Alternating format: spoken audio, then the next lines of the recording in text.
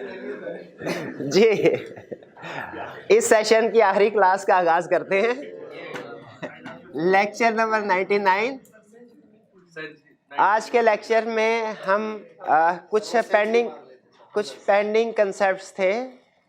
कल के हमने 4-5 लेक्चर किए ना, तो आप अगर आपका दिल करे तो वो सेंचुरी उसको कंसीडर कर लें। हाँ जी, हाँ जी। और इसके अलावा भी एक लेक्चर मेरा प्लान है कि मैं अपलोड करूँगा, आपके साथ शेयर करूँगा यूट्यूब के थ्रू।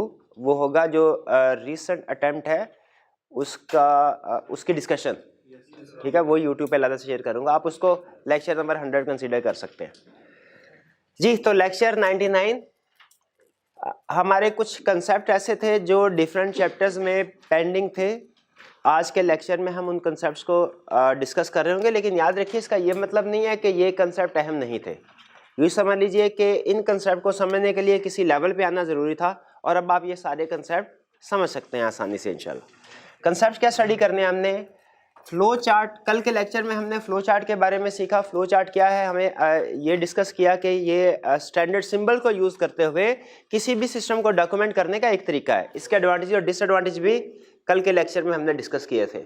तो आज हम इसमें जो सिंबल, स्टैंडर्डाइज सिंबल यूज़ होते हैं, इनको डिस्कस करेंगे, और फिर इनको यूज़ करते हुए सिंपल फ्लो चार्ट ड्रॉ करेंगे, ठीक है। यानी सिंबल्स भी सीखेंगे क्या होते हैं, और इन सिंबल्स के थ्रू फ्लो चार्ट को ड्रॉ कैसे करना है वो भी हम सीखेंगे।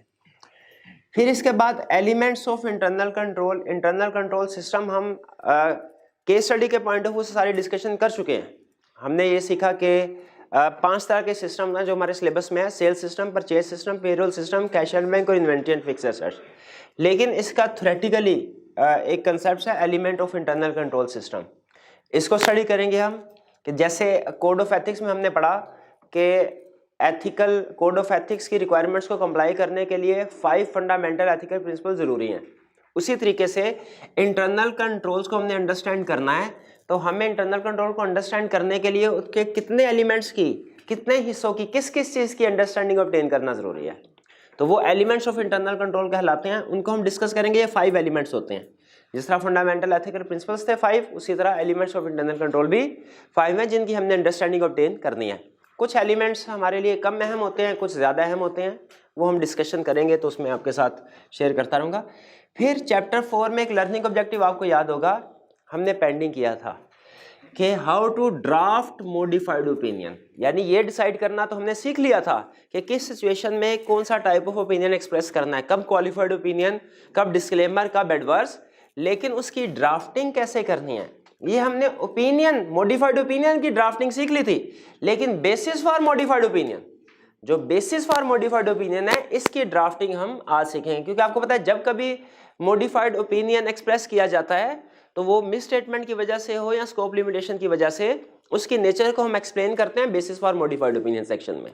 तो basis for modified opinion section जो है उसकी ड्राफ्टिंग आज हम सीखेंगे, how to draft basis for modified opinion. लेकिन साथ ही मॉडिफाइड ओपिनियन की भी एक क्विक रिवीजन कर लेंगे हम। फिर ऑडिट रिस्क मॉडल की एक न्यूमेरिक एग्जांपल के जरिए से इसको अंडरस्टैंड करना है। आपको पता है हमने सीखा था ऑडिट रिस्क जो है इसके 3 कंपोनेंट्स होते हैं: इनहेरेंट रिस्क, कंट्रोल रिस्क और डिटेक्शन रिस्क, ठीक है। तो इसका इन एलिमेंट्स को हमने इक्वेशन फॉर्म में सीखना है, और कैसे इनमें से किसी भी एलिमेंट के इंक्रीज या डिक्रीज होने से हमारे सब्सटेंटिव प्रोसीजर पे फर्क पड़ता है। यानी पहले हम सीखेंगे ऑडिट रिस्क को न्यूमेरिक एग्जांपल के जरिए से, और फिर ये सीखेंगे ऑडिट रिस्क में चेंज आने से हमारे प्रोसीजर्स में क्या चेंज आता है, ये कंसेप्ट सीखेंगे हम। और फिर एक छोटा सा कंसेप्ट है मैटर फॉर ओपिनियन, कि ओपिनियन एक्सप्रेस करने से पहले कौन से मैटर्स को कंसीडर किया जाता है। ये हमें पता है कि मिस स्टेटमेंट, स्कोप लिमिटेशन तो नहीं, पहला मैटर ये कंसीडर किया जाता है। दूसरा मैटर क्या कंसीडर किया जाता है कि अगर कोई मिस स्टेटमेंट, स्कोप लिमिटेशन है तो उसका इफेक्ट क्या है, इमटेरियल, मटेरियल या परवेसिव। तो ये 2 बेसिक मैटर, लेकिन इसके अलावा भी कुछ चीज़ें थ्योरेटिकली हम कंसीडर करते हैं जो कि हम इसमें डिस्कस कर रहे होंगे। तो ये 1, 2, 3, 4 लर्निंग ऑब्जेक्ट, या जो कह लीजिए 5 छोटे छोटे कंसेप्ट्स हैं जो हमने आज के लेक्चर में डिस्कस करते हैं। क्लियर? आज हमारा प्लान क्या है? चलिए, उम्मीद है तकरीबन 1.5 घंटे का लेक्चर होगा ये, और 1.5 घंटे के लगभग ये जो मेरा प्लान है, ये डिस्कशन हमारी कंप्लीट हो जाएगी। तो सबसे पहले स्टार्ट करते हैं symbols and drawings of flow chart. Symbols and drawings of flow chart. कि फ्लो चार्ट को हमने ड्रॉ कैसे करना है, सिंबल इसमें कौन से यूज होते हैं, ड्रॉ कैसे करना है। सबसे पहले मुझे ये बताइए फ्लो चार्ट का काम क्या होता है। हमारे सिलेबस में फ्लो चार्ट शामिल है, इसका काम क्या है कि हमने किसी भी सिस्टम को डॉक्यूमेंट करना है जिसमें सिस्टम में बहुत सी एक्टिविटीज परफॉर्म हो रही होंगी, हमने उन एक्टिविटीज को डॉक्यूमेंट करना है, ये हमारा ऑब्जेक्टिव है। क्लियर। अब इसको डॉक्यूमेंट करने के लिए यानी फ्लो चार्ट को बनाने के लिए, मेरे भाई इधर उधर छोड़ दे, उधर मैं अभी थोड़ी देर बाद आऊंगा, इधर ही फ्लो चार्ट है।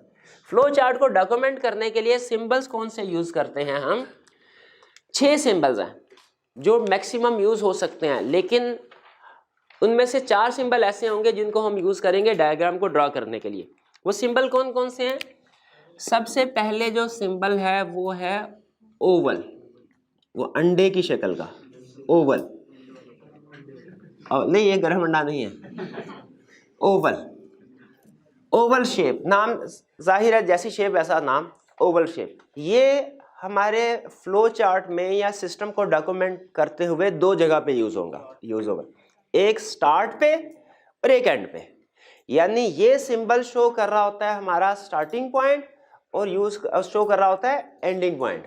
जैसे आपने देखा होगा अगर कोई कंप्यूटर है या डेस्कटॉप है, आपने देखा होगा उसका जो ऑन और ऑफ का बटन होता है वो भी अक्सर बाज़-औक़ात ओवल शेप का होता है, और आप उसी एक बटन को दबाते हैं सिस्टम को स्टार्ट करने के लिए, और उसी एक बटन को प्रेस करते हैं सिस्टम को बंद करने के लिए, शट डाउन करने के लिए, एंड करने के लिए। तो ये हमारे फ्लो चार्ट में, किसी भी दुनिया के किसी भी फ्लो चार्ट में ये 2 जगह पे यूज होगा, स्टार्ट में और एंड में। यानी पूरे फ्लो चार्ट में आपको ये ओवल शेप 2 ही नजर आएंगी, सिर्फ कम से कम भी 2, ज्यादा से ज्यादा भी 2, एक स्टार्ट पे और एक एंड पे। क्लियर। फिर इसके बाद जो दूसरा सिंबल है वो है रेक्टेंगुलर बॉक्स। इसे रेक्टेंगुलर बॉक्स भी कहते हैं, इसे सिंपल बॉक्स भी कह सकते हैं, बॉक्स। ये सिंबल क्या शो कर रहा है, ये शो कर रहा होता है किसी ना किसी एक्टिविटी को, जो कि एक्टिविटी परफॉर्म हो रही है। जैसे अगर कस्टमर हमारे डिपार्टमेंट में आया, क्रेडिट डिपार्टमेंट में, तो इस एक्टिविटी को शो करने के लिए बॉक्स इंक्लूड किया जाएगा फ्लो चार्ट में। यहां फर्ज कीजिए कि हमने कस्टमर का ऑर्डर एक्सेप्ट कर लिया। अब कस्टमर का ऑर्डर एक्सेप्ट किया, ये एक एक्टिविटी है, इसको हम शो करेंगे बॉक्स के जरिए से। ठीक है। तो जितनी भी एक्टिविटीज परफॉर्म हो रही होंगी वो बॉक्स के जरिए से हम शो कर रहे होंगे। अच्छा, सिस्टम के अंदर बहुत सी एक्टिविटीज परफॉर्म हो रही होंगी, जैसे कस्टमर का हम ऑर्डर एक्सेप्ट भी कर रहे होंगे, कस्टमर को सेल इनवाइस सेंड भी कर रहे होंगे, कस्टमर को अकाउंट स्टेटमेंट सेंड भी कर रहे होंगे। बहुत से ये सारी एक्टिविटीज हैं जो एक सेल्स सिस्टम में परफॉर्म हो रही होंगी। इन सारी एक्टिविटीज के लिए बॉक्स यूज होगा, लेकिन याद रखें कुछ एक्टिविटीज पहले परफॉर्म होती हैं, कुछ एक्टिविटीज बाद में। तो इसका मतलब है एक ही बॉक्स के अंदर हम सारी एक्टिविटीज इंक्लूड नहीं करेंगे, बल्कि हर बॉक्स एक अलग एक्टिविटी को शो कर रहा होगा। ठीक है। अब एक ये बॉक्स है, एक फर्ज कीजिए फ्लो चार्ट में आगे चल के हमने एक और एक्टिविटी परफॉर्म कर रहे हैं, उसमें ये बॉक्स बनाया। अब ये कैसे पता चलेगा कि ये बॉक्स किस एक्टिविटी का है और ये वाला बॉक्स किस एक्टिविटी का है, ये कैसे पता चलेगा। जो एक्टिविटी होगी उसे इसके अंदर लिखा जाएगा, मेंशन किया जाएगा कि ये जो है ये ऑर्डर एक्सेप्टेड, ऑर्डर एक्सेप्टेड, और ये इनवॉइस जनरेटेड, इनवॉइस जनरेटेड। यानी कोई ना कोई एक्टिविटी परफॉर्म हो रही, और ये होगा वर्ब फॉर्म में कि ये काम हो रहा है या ये काम हुआ है। ठीक है, ये हमेशा वर्ब फॉर्म में होगा। और ओवल में अगर स्टार्ट का है तो उसके अंदर लिखा होगा स्टार्ट, और अगर एंड वाला है तो इसके अंदर क्या लिखा होगा। अच्छा, सम टाइम ऐसा होता है कि हमें सिस्टम में कुछ डिसीजन करना पड़ते हैं, यानी हमारी नेक्स्ट एक्टिविटी हमारे किसी प्रीवियस डिसीजन पे डिपेंड करती है। जैसे कस्टमर ऑर्डर एक्सेप्ट करना है, इससे पहले हो सकता है हमें ये डिसीजन करना पड़े कि क्या इसकी credit outstanding balance credit limit से एक्सीड तो नहीं कर रहा, ये डिसीजन है। अब जो नेक्स्ट एक्शन होगा वो इस डिसीजन पे डिपेंड करता है। अगर तो आउटस्टैंडिंग ऑर्डर एक्सेप्ट करने से बैलेंस क्रेडिट लिमिट से एक्सीड कर रहा हो तो फिर हम ऐसे ऑर्डर को एक्सेप्ट रिजेक्ट कर देते हैं, और अगर वो विद इन क्रेडिट लिमिट हो उसको एक्सेप्ट कर लिया जाता है। तो अगर सिस्टम में हमने कोई डिसीजन करना है, हमने कोई फैसला करना है, यानी नेक्स्ट एक्शन हमारा किसी डिसीजन पे डिपेंड करेगा, तो उस डिसीजन को शो करने के लिए हम जो शेप बनाते हैं उसे कहते हैं डायमंड। ये 4 कोनों वाले डायमंड शेप कहते हैं इसे। इसके अंदर कोई ना कोई डिसीजन, और जो डिसीजन होगा वो इसके अंदर शो करते हैं। जैसे अगर हम डिसीजन कर रहे हैं कि क्या customer outstanding balance credit limit से एक्सीड कर रहा है, तो यहां पे हम लिखेंगे इज, ये इंग्लिश में भी लिख सकते हैं, मैथमेटिकल भी लिख सकते हैं, is outstanding balance greater than credit limit. अब देखिए इसमें ग्रेटर देन आप सिंपल इंग्लिश में भी लिख सकते हैं, GREATER ग्रेटर देन, और ये सिंबल भी यूज कर सकते हैं, इक्वल टू में भी इसी तरह कर सकते हैं, वो आपकी मर्जी है, दोनों अलाउड। अगर आपके पास जगह ज्यादा है तो आप इसमें इंग्लिश में भी लिख सकते हैं, अगर आपको लगे जगह थोड़ी कम है सिंबल को यूज कर लें, ठीक है। लेकिन याद रखें आपने जो डायग्राम बनानी है ना, अगर फर्ज कीजिए वो क्वेश्चन देता है तो आपने इनकी जो शेप है वो रीजनेबल रखनी है, यानी ये नहीं कि आधे सफे का एक सिंबल हो जाए, ठीक है। स्टार्ट से लेके एंड तक आप ध्यान में रखिएगा, आपने कोई 15 से 20 के करीब सिंबल्स बनाने होंगे, तो उस लिहाज से पेज का आपने पेज के साइज को सामने रखते हुए सिंबल्स को ड्रॉ करना है। वरना नॉर्मली होता है कि जो एक कॉमन मिस्टेक करते हैं स्टूडेंट वो ये कि शुरू में सिंबल्स बड़े बड़े बन रहे होते हैं और एंड पे जाके जगह तंग पड़ जाती है, वो छोटे छोटे हो जाते हैं, क्योंकि हमने फ्लो चार्ट को एक ही पेज पे स्टार्ट करके उसी पेज पे खत्म करना होता है। अब यहाँ पे is credit balance greater than credit limit, ये डिसीजन है। यहाँ पे या तो इसका जवाब यस होगा या नो होगा। यहां से 2 रास्ते, हमेशा डायमंड से आगे 2 रास्ते निकला करेंगे, एक यस वाला होगा, एक नो वाला होगा, जिसमें आपने बताना होगा कि अगर यस है आंसर तो फिर आपकी नेक्स्ट एक्टिविटी क्या होगी, और अगर नो है तो फिर नेक्स्ट एक्टिविटी क्या होगी। अब यहां पे देखें, is credit balance greater than credit limit, no, यहां पे लिख दिया यस।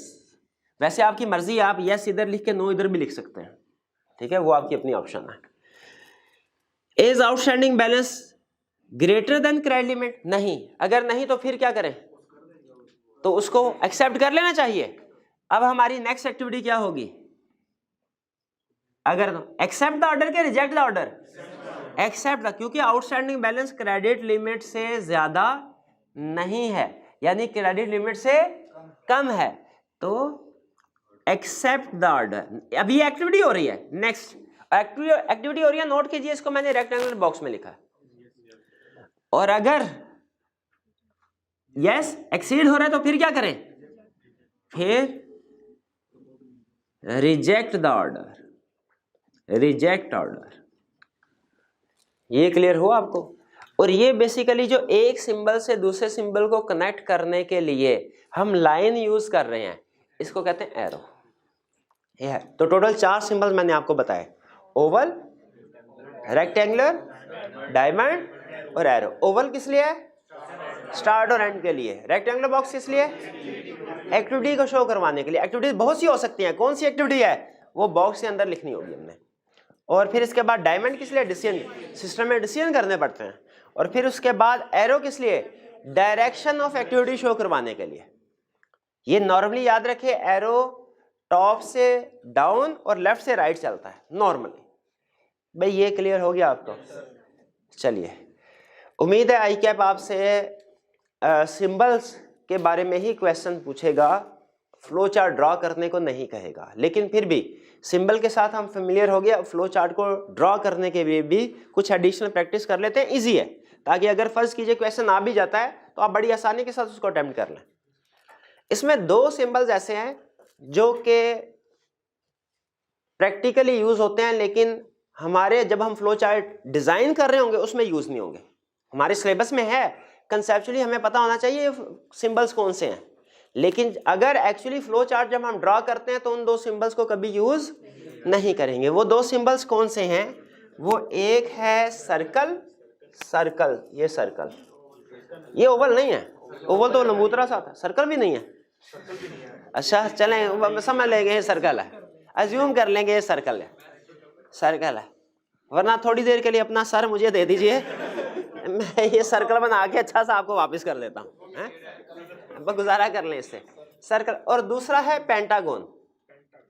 पेंटागोन नहीं मैं बना देता हूँ पेंटागोन।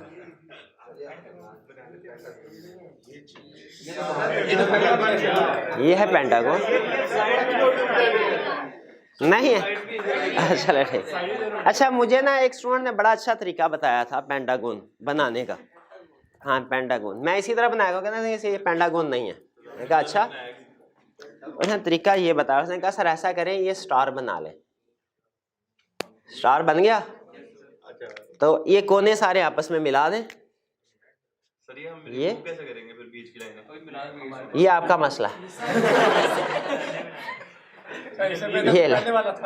ये ये ठीक है भाई, फुट्टे के साथ लगाएंगे तो ठीक लगेगा। फुट्टे के साथ लगाएंगे, फुट्टा नहीं है ना मेरे पास भाई, फुट्टे के साथ लगाएंगे तो ठीक लगेगा।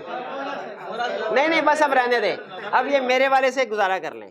पेंटागन 5 कोने होने चाहिए ना, पेंटागन का मतलब यही है। बस 5 कोने आपको बना देता हूँ। हाँ ये थोड़ा थोड़ा हल्का सा बाहर का, इसने ये भी बाहर को आएगा।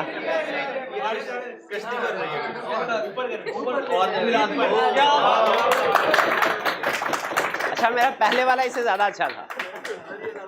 चलने बहरहाल ठीक है ठीक है। ये दो सिंबल, ये पेंटागन और सर्कल, इनको हम कहते हैं कनेक्टर्स।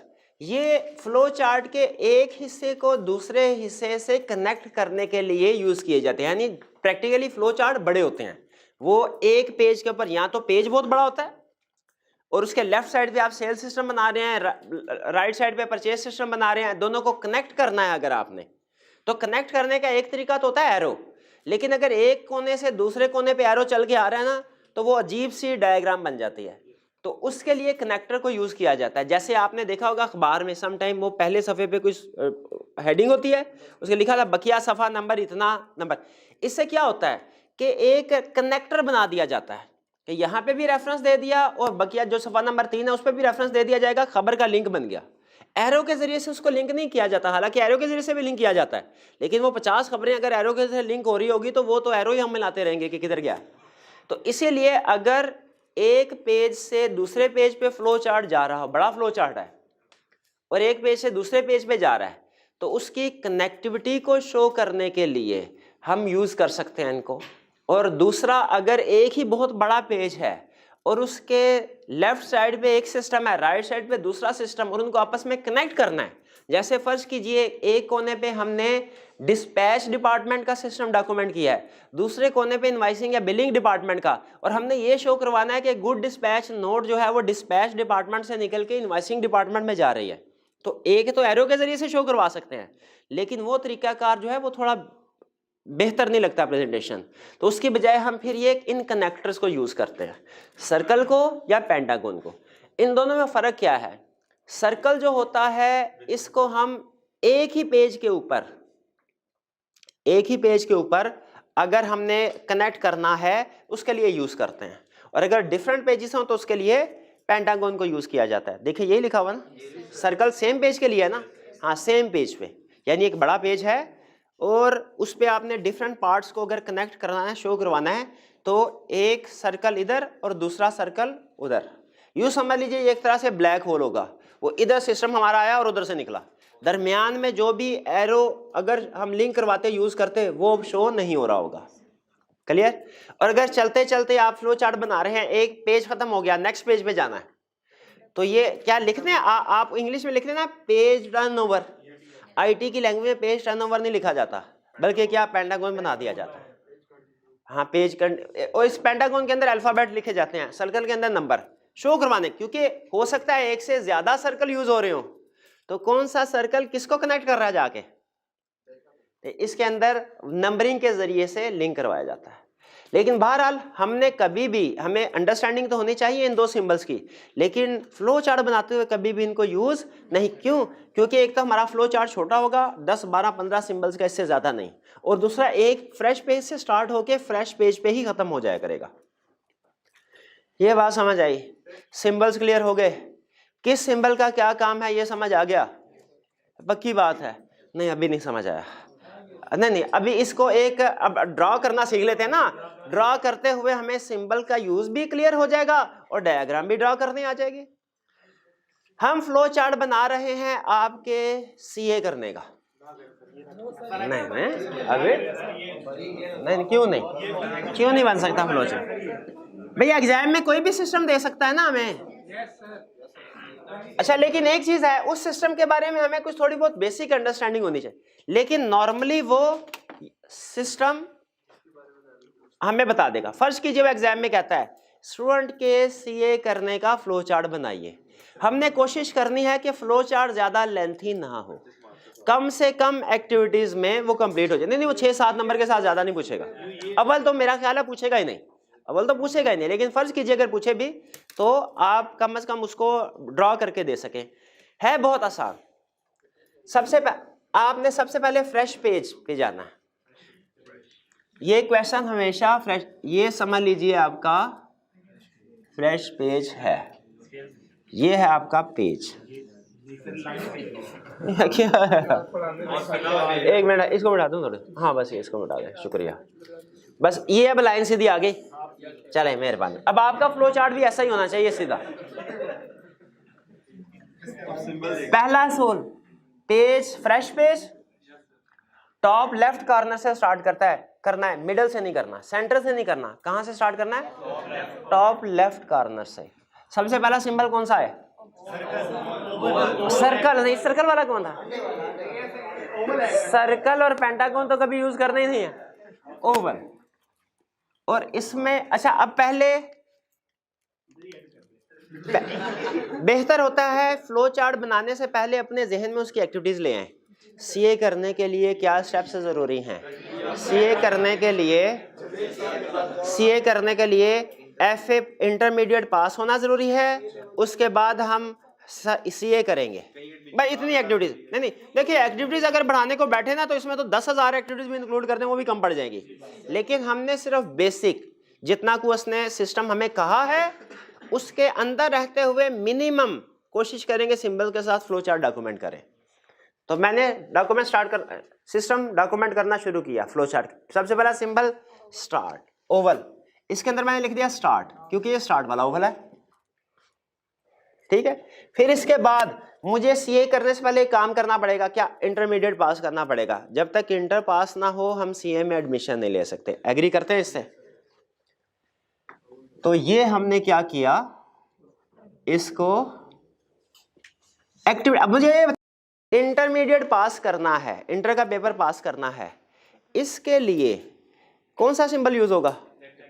रेक्टेंगुलर। शाबाश, ये रेक्टेंगल मैंने बनाया, ड्रॉ किया और इसमें लिख दिया पास इंटरमीडिएट। और इन दोनों सिंबल को कनेक्ट करने के लिए एरो का इस्तेमाल किया। ये नोट कीजिए सिंबल को कैसे इस्तेमाल कर रहा हूं, ठीक है। फिर इसके बाद क्या किया? इंटरमीडिएट के पास बस डिसीजन लिया क्या? Next, can I study 8 hours per day? 8 hours per day नहीं, 8 घंटे नहीं, क्या 4 घंटे और ज्यादा? 12 घंटे नहीं, 8 घंटे ठीक है, 8 घंटे ठीक है, बट ठीक है। अब एक तो इसका जवाब होगा यस, एक होगा नो। यहां से ये डायमंड है, मैंने डायमंड क्यों यूज किया ये क्लियर हुआ? यहां से एक यस और एक नो। वैसे तो आपकी मर्जी है, जिधर मर्जी यस जिधर मर्जी नो कर दें। नॉर्मली हम जिस ऑप्शन से कहानी आगे बढ़ रही हो ना वो डाउन साइड पे लिखते हैं, क्योंकि हम चाहते हैं डाउन साइड पे हमारा फ्लो चार्ट बढ़े, राइट साइड पे पेज की जगह हमारे पास कम होती है, ठीक है। तो इसीलिए can I study 8 hours per day, या यस है या नो है, ठीक है। अगर यस है तो फिर क्या करें? हाँ ठीक है, admission, take admission, get registered with ICAP, get registered with I cap,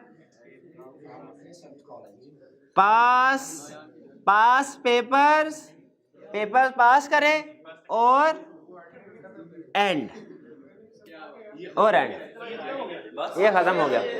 flow chart में हमने मिनिमम, देखिए उसने क्या कहा था क्वेश्चन की रिक्वायरमेंट पर, उसने कहा था सीए करने का फ्लो चार्ट बनाइए।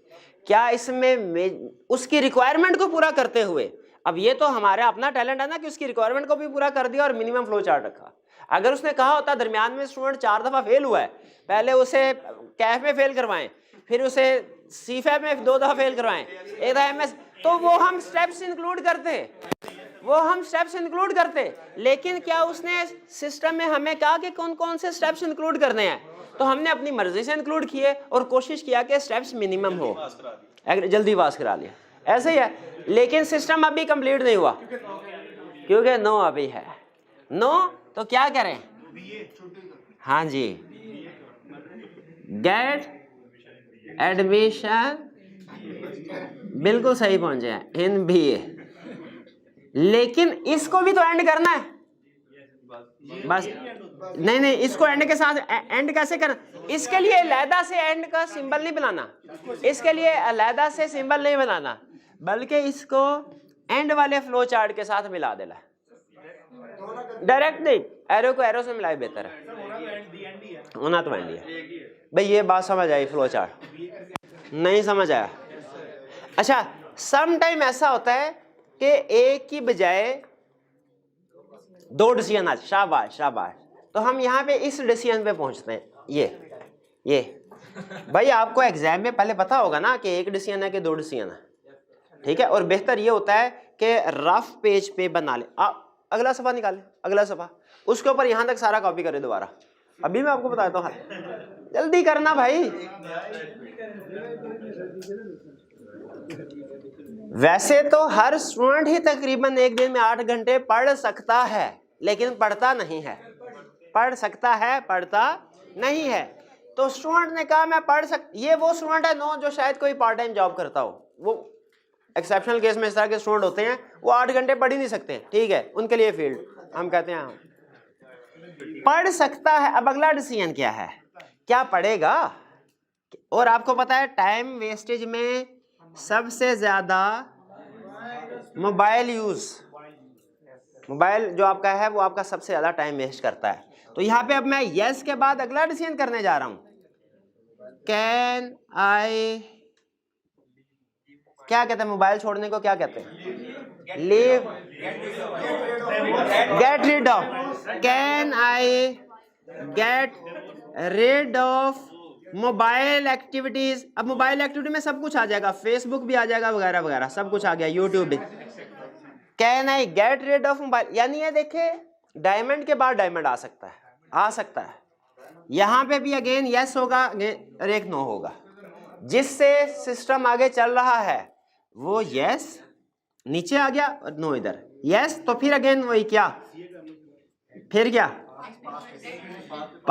नहीं, गेट एडमिशन, फिर पास पेपर और फिर इसके बाद एंड। जे क्या नहीं किया, गेट एडमिशन लिखा तो वह, हाँ भाई लाजमी नहीं, आई कैप कहता है कि किसी भी कॉलेज में एडमिशन लेना लाजमी नहीं है, ये आपकी मर्जी है, आप चाहे आई कैप में क्लासेस कंपलसरी नहीं की हुई, वो तो आपकी अपनी मर्जी होती है। अब वह कुछ भी कर दे यार, कर दे, फ्लो एक एक्टिविटी ऐड करनी है ना, कर दो, अल्लाह के बंदे कर दो, मुझे कोई इतराज नहीं है जी। मैंने अभी क्या बताया था, सर्कल और पेंटागन यूज नहीं करना का बोले तो नहीं करना। राइट साइड पे क्यों नहीं किया, राइट साइड पे लाइन लगा देते, किसको फ्लो लाइन राइट साइड पे करते थे, एंड बिल्कुल ही ब्रेक हो एंड, हाँ ये आप मैंने पहले बताया था, ये प्रॉब्लम आपने स्टार्ट में अंदाजा लगाना। इसका बेहतरीन तरीका ये होता है कि पहले रफ में फ्लो चार्ट बना ले, उसके बाद नीट कर ले। इसका सब ये फ्लो चार्ट ड्रॉ करने में पता है कितने आपके पेपर में, अगर ये फ्लो चार्ट का क्वेश्चन आ गया तो ये सबसे आसान और सबसे जल्दी होने वाला क्वेश्चन होगा अगर आ गया, वरना वो आएगा नहीं। 1.5 घंटा आपने आज तक फ्लो चार्ट बनाया है, मैंने कोई तकरीबन 100-150 दफ़ा फ्लो चार्ट बनाया होगा। और अब मैं आगे कलब लूँ कि आप कलपेंगे? पहले आप कलपिए ना। एक एवरेज मॉडरेट लेवल का फ्लो चार्ट अगर एग्जाम में आ जाए ना, वो 8 से 10 मिनट में कंप्लीट हो जाता है और उसके नंबर भी 7-8 के करीब होते हैं। ठीक है, और ये बहुत आसानी से के साथ आप इसको ड्रा कर सकते हैं, लेकिन शर्त यह है कि जिंदगी में 2-3 फ्लो चार्ट आपने बनाए हों जिंदगी, मतलब हाँ पेपर से पहले। अभी ये फ्लो चार्ट कंप्लीट नहीं हुआ, क्या डेफिशिएंसी है? नो। तो गेट रीड ऑफ मोबाइल नहीं, तो फिर क्या करें? नहीं। अच्छा, अब आपने ना नीचे से ऊपर जाना है एक्टिविटीज को फिल करते हुए, पहले इसको फिल नहीं करना। पहले नीचे गए, फिर उसके बाद जो पेंडिंग एक्टिविटीज है उनको फिल करने के लिए नीचे से ऊपर जाना है पहले, यानी इसको फिल करना है, इस एक्टिविटी को फिल नहीं करना। कैन नो, तो फिर क्या करें? गेट एडमिशन इन बीए, और फिर इसको क्या करें? एंड के साथ मिला दें। अब अगेन नो, अगर 8 घंटे डेली भी नहीं पढ़ सकता, इसके लिए भी सेम सजेशन है, क्या? बीए करें। अब क्या इसको दोबारा हम यहाँ पे गेट एडमिशन इन बीए लिख दें कि इसको इसके साथ मिला दें? ये हमारा फ्लो चार्ट बन गया। कुछ समझ आई फ्लो चार्ट कैसे बनता है? अच्छा, जब तक एक दफा अपने हाथ से नहीं ना निकाल लेंगे फ्लो चार्ट, आपको सही तरीके से समझ नहीं आएगी, ग्रिप नहीं आएगी। मैं चाह रहा हूँ एक दफा आप फ्लो चार्ट अपने हाथ से ड्रा कर लें। बुक दीजिएगा, बुक।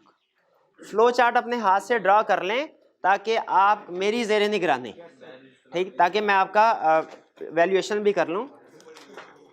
आपने करना क्या है, अपेंडिक्स में एक क्वेश्चन है, 2 क्वेश्चन है चैप्टर 13 फ्लो चार्ट के। एक पेज 306 पे है और एक 307 पे है।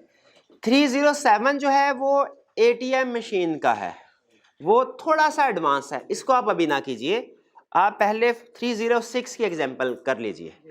ठीक है, आपके पास 5 मिनट है, आप कोशिश कीजिए कि सॉल्यूशन के ऊपर आपकी नज़र ना पड़े, सॉल्यूशन के ऊपर कोई चीज़ रख दीजिए, सिर्फ क्वेश्चन आपके सामने हो और इसको एक दफ़ा अटेम्प्ट कीजिए अपने हाथ से।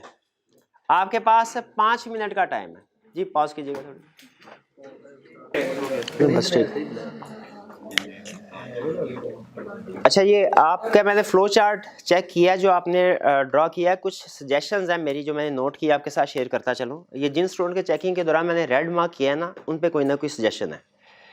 तो पहली जो आप एक जिस चीज़ को अवॉइड करना है आपने, वो नोट कर लीजिए कि ये फ्लो चार्ट हम बना रहे होते हैं सिस्टम के लिए, समझ लीजिए IT सिस्टम के लिए। इसमें ह्यूमन एक्टिविटीज़ को इंक्लूड नहीं करेंगे, यानी अगर ये सिस्टम है हमारा तो इसमें एक ये भी एक्टिविटी होगी सेल सिस्टम में कि कस्टमर हमारे शॉप पे आया, वो घूम फिर के उसने चीज़ों को सेलेक्ट किया, चीज़ों को सेलेक्ट करने के बाद चीज़ों को काउंटर पे लेके आया और काउंटर क्लर्क ने उनको स्कैन करना शुरू किया। ये डिपार्टमेंटल स्टोर का सिस्टम है ना। याद रखिए, इसमें जो ह्यूमन एक्टिविटीज़ है ना, यानी कस्टमर आया, घुमा फिरा, चीज़ें सेलेक्ट की, ये हमारे सिस्टम का हिस्सा नहीं होगी। हमारे सिस्टम का हिस्सा वो एक्टिविटी होगी जो कि IT सिस्टम में इंक्लूड होने जा रही है। यानी सिस्टम हमेशा स्टार्ट होगा रीड द आइटम कोड वगैरह से। यानी हम ये फ्लो चार्ट किसके लिए, आपने फ्लो चार्ट बनाते हुए एज्यूम करना है कि ये हम उस सिस्टम के लिए बना रहे हैं, कंप्यूटर सिस्टम के लिए, जिसने ये सारी एक्टिविटी परफॉर्म करनी है।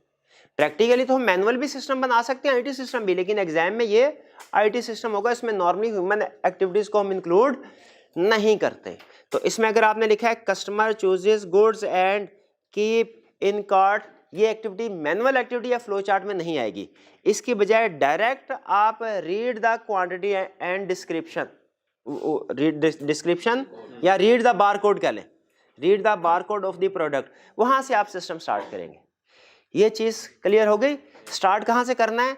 कस्टमर के शॉप में एंटर होने से नहीं, बल्कि IT सिस्टम जहाँ से स्टार्ट होगा, जहाँ से वो चीज़ों को स्कैन करेगा, बारकोड को रीड करेगा, वहाँ से आपका सिस्टम स्टार्ट होना है। पहली चीज़ ये।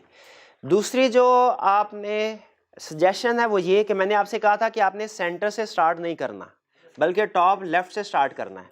तो बहुत से स्टूडेंट ने सेंटर से स्टार्ट किया हुआ है, सेंटर से स्टार्ट ना कीजिए, क्योंकि एंड पे फिर ये थोड़ा, क्योंकि हमारे फ्लो चार्ट है ना फैलना होता है राइट साइड की तरफ। अगर आप सेंटर से स्टार्ट करेंगे ना तो फिर राइट साइड वाली एक्टिविटीज़ को शो करने के लिए आपके पास जगह कम बचेगी। तो इसीलिए मैंने आपसे कहा था हमेशा फ्रेश पेज से स्टार्ट करना है और टॉप लेफ्ट से स्टार्ट करना है।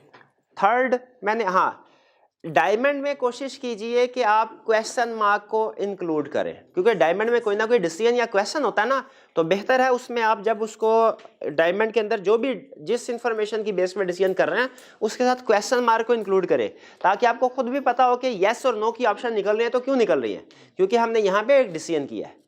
फिर येस को आपने या नो को जिस तरफ मर्जी ले जाए, एक को आपने डाउनवर्ड लेके जाना है, एक को राइटवर्ड, लेकिन बेहतर क्या है कि जिस ऑप्शन से कहानी आगे चल रही हो वो आप डाउनवर्ड लेके जाएं, ताकि आपका डाउनवर्ड को फ्लो चार्ट फैल रहा हो, एक्सटेंड हो रहा हो, ठीक है। और फोर्थ जो मैंने हाईलाइट की प्रॉब्लम वो क्या थे, हाँ जी, यहाँ पे इन स्टूडेंट ने फ्लो चार्ट वैसे बनाया, ठीक है, एक छोटी सी गलती कर दी।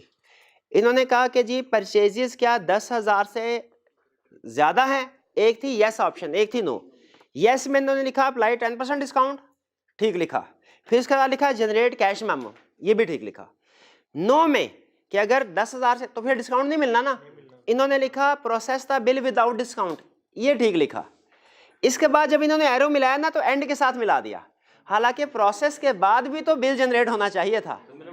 तो ये, हाँ नहीं यहाँ पे नहीं लिखा, आपने सिर्फ लिखा बिल विदाउट डिस्काउंट। सिर्फ इतना सा करना चाहिए था, ये एरो यहाँ से यहाँ जनरेट हो, लिंक हो जाए, बिल्कुल, क्योंकि जो बिल डिस्काउंट के साथ है वो भी प्रिंट होगा, जो डिस्काउंट के साथ नहीं है वो भी प्रिंट होगा। और लेकिन चूंकि प्रिंट की एक्टिविटी आप एक दफा शो कर चुके हैं तो दोबारा उस एक्टिविटी को शो करवाना लाजमी नहीं है, आप सिर्फ एरो के जरिए लिंक कर लें। ये कुछ चीजें समझ आई आपको, ये समझ आ रही जो मैं कह रहा हूँ? बस इसका मतलब है फ्लो चार्ट आप सीख चुके हैं, अब सिर्फ आपने एक दो क्वेश्चन प्रैक्टिस करने हैं। मैं आपको रिकमेंड करता हूँ क्वेश्चन जिस तरतीब से आप करें, जिस तरतीब से आप करें वो है, आपने ये कर लिया, फिर इसके बाद क्वेश्चन वॉल्यूम 2 में से क्वेश्चन करना। पहले घर जाके आपने एक दफा ये फर्स्ट एग्जाम्पल जो है पेज 306 पे वन प्लेस डिपार्टमेंटल स्टोर वाली, एक दफा इसको आपने करना है दोबारा से घर जाके।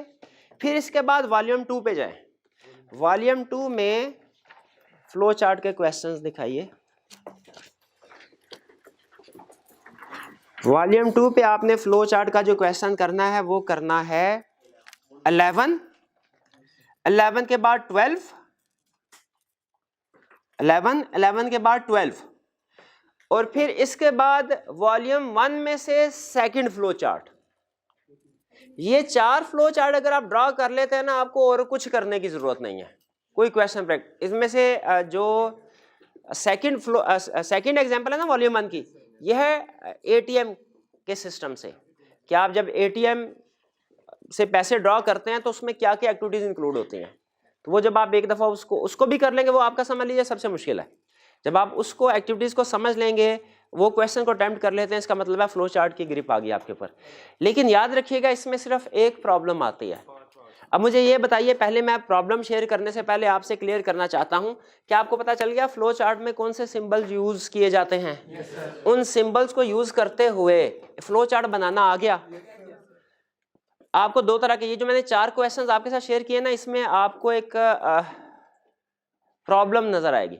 सम टाइम वो आपको एक्टिविटीज खुद से बता देता है कि डिपार्टमेंटल स्टोर है, इसमें कस्टमर को अगर 10,000 से कम है अमाउंट तो डिस्काउंट नहीं मिलेगा, 10,000 ज़्यादा डिस्काउंट मिलेगा। इसका फ्लो चार्ट बनाई, उसमें आपको डिसीजन भी बता दिया, एक्टिविटी भी बता दी कि आपने बिल जनरेट करवाना है, और उसमें डिसीजन भी बता दिया कि 10,000 से कम की इनवाइस है कि 10,000 से ज़्यादा की।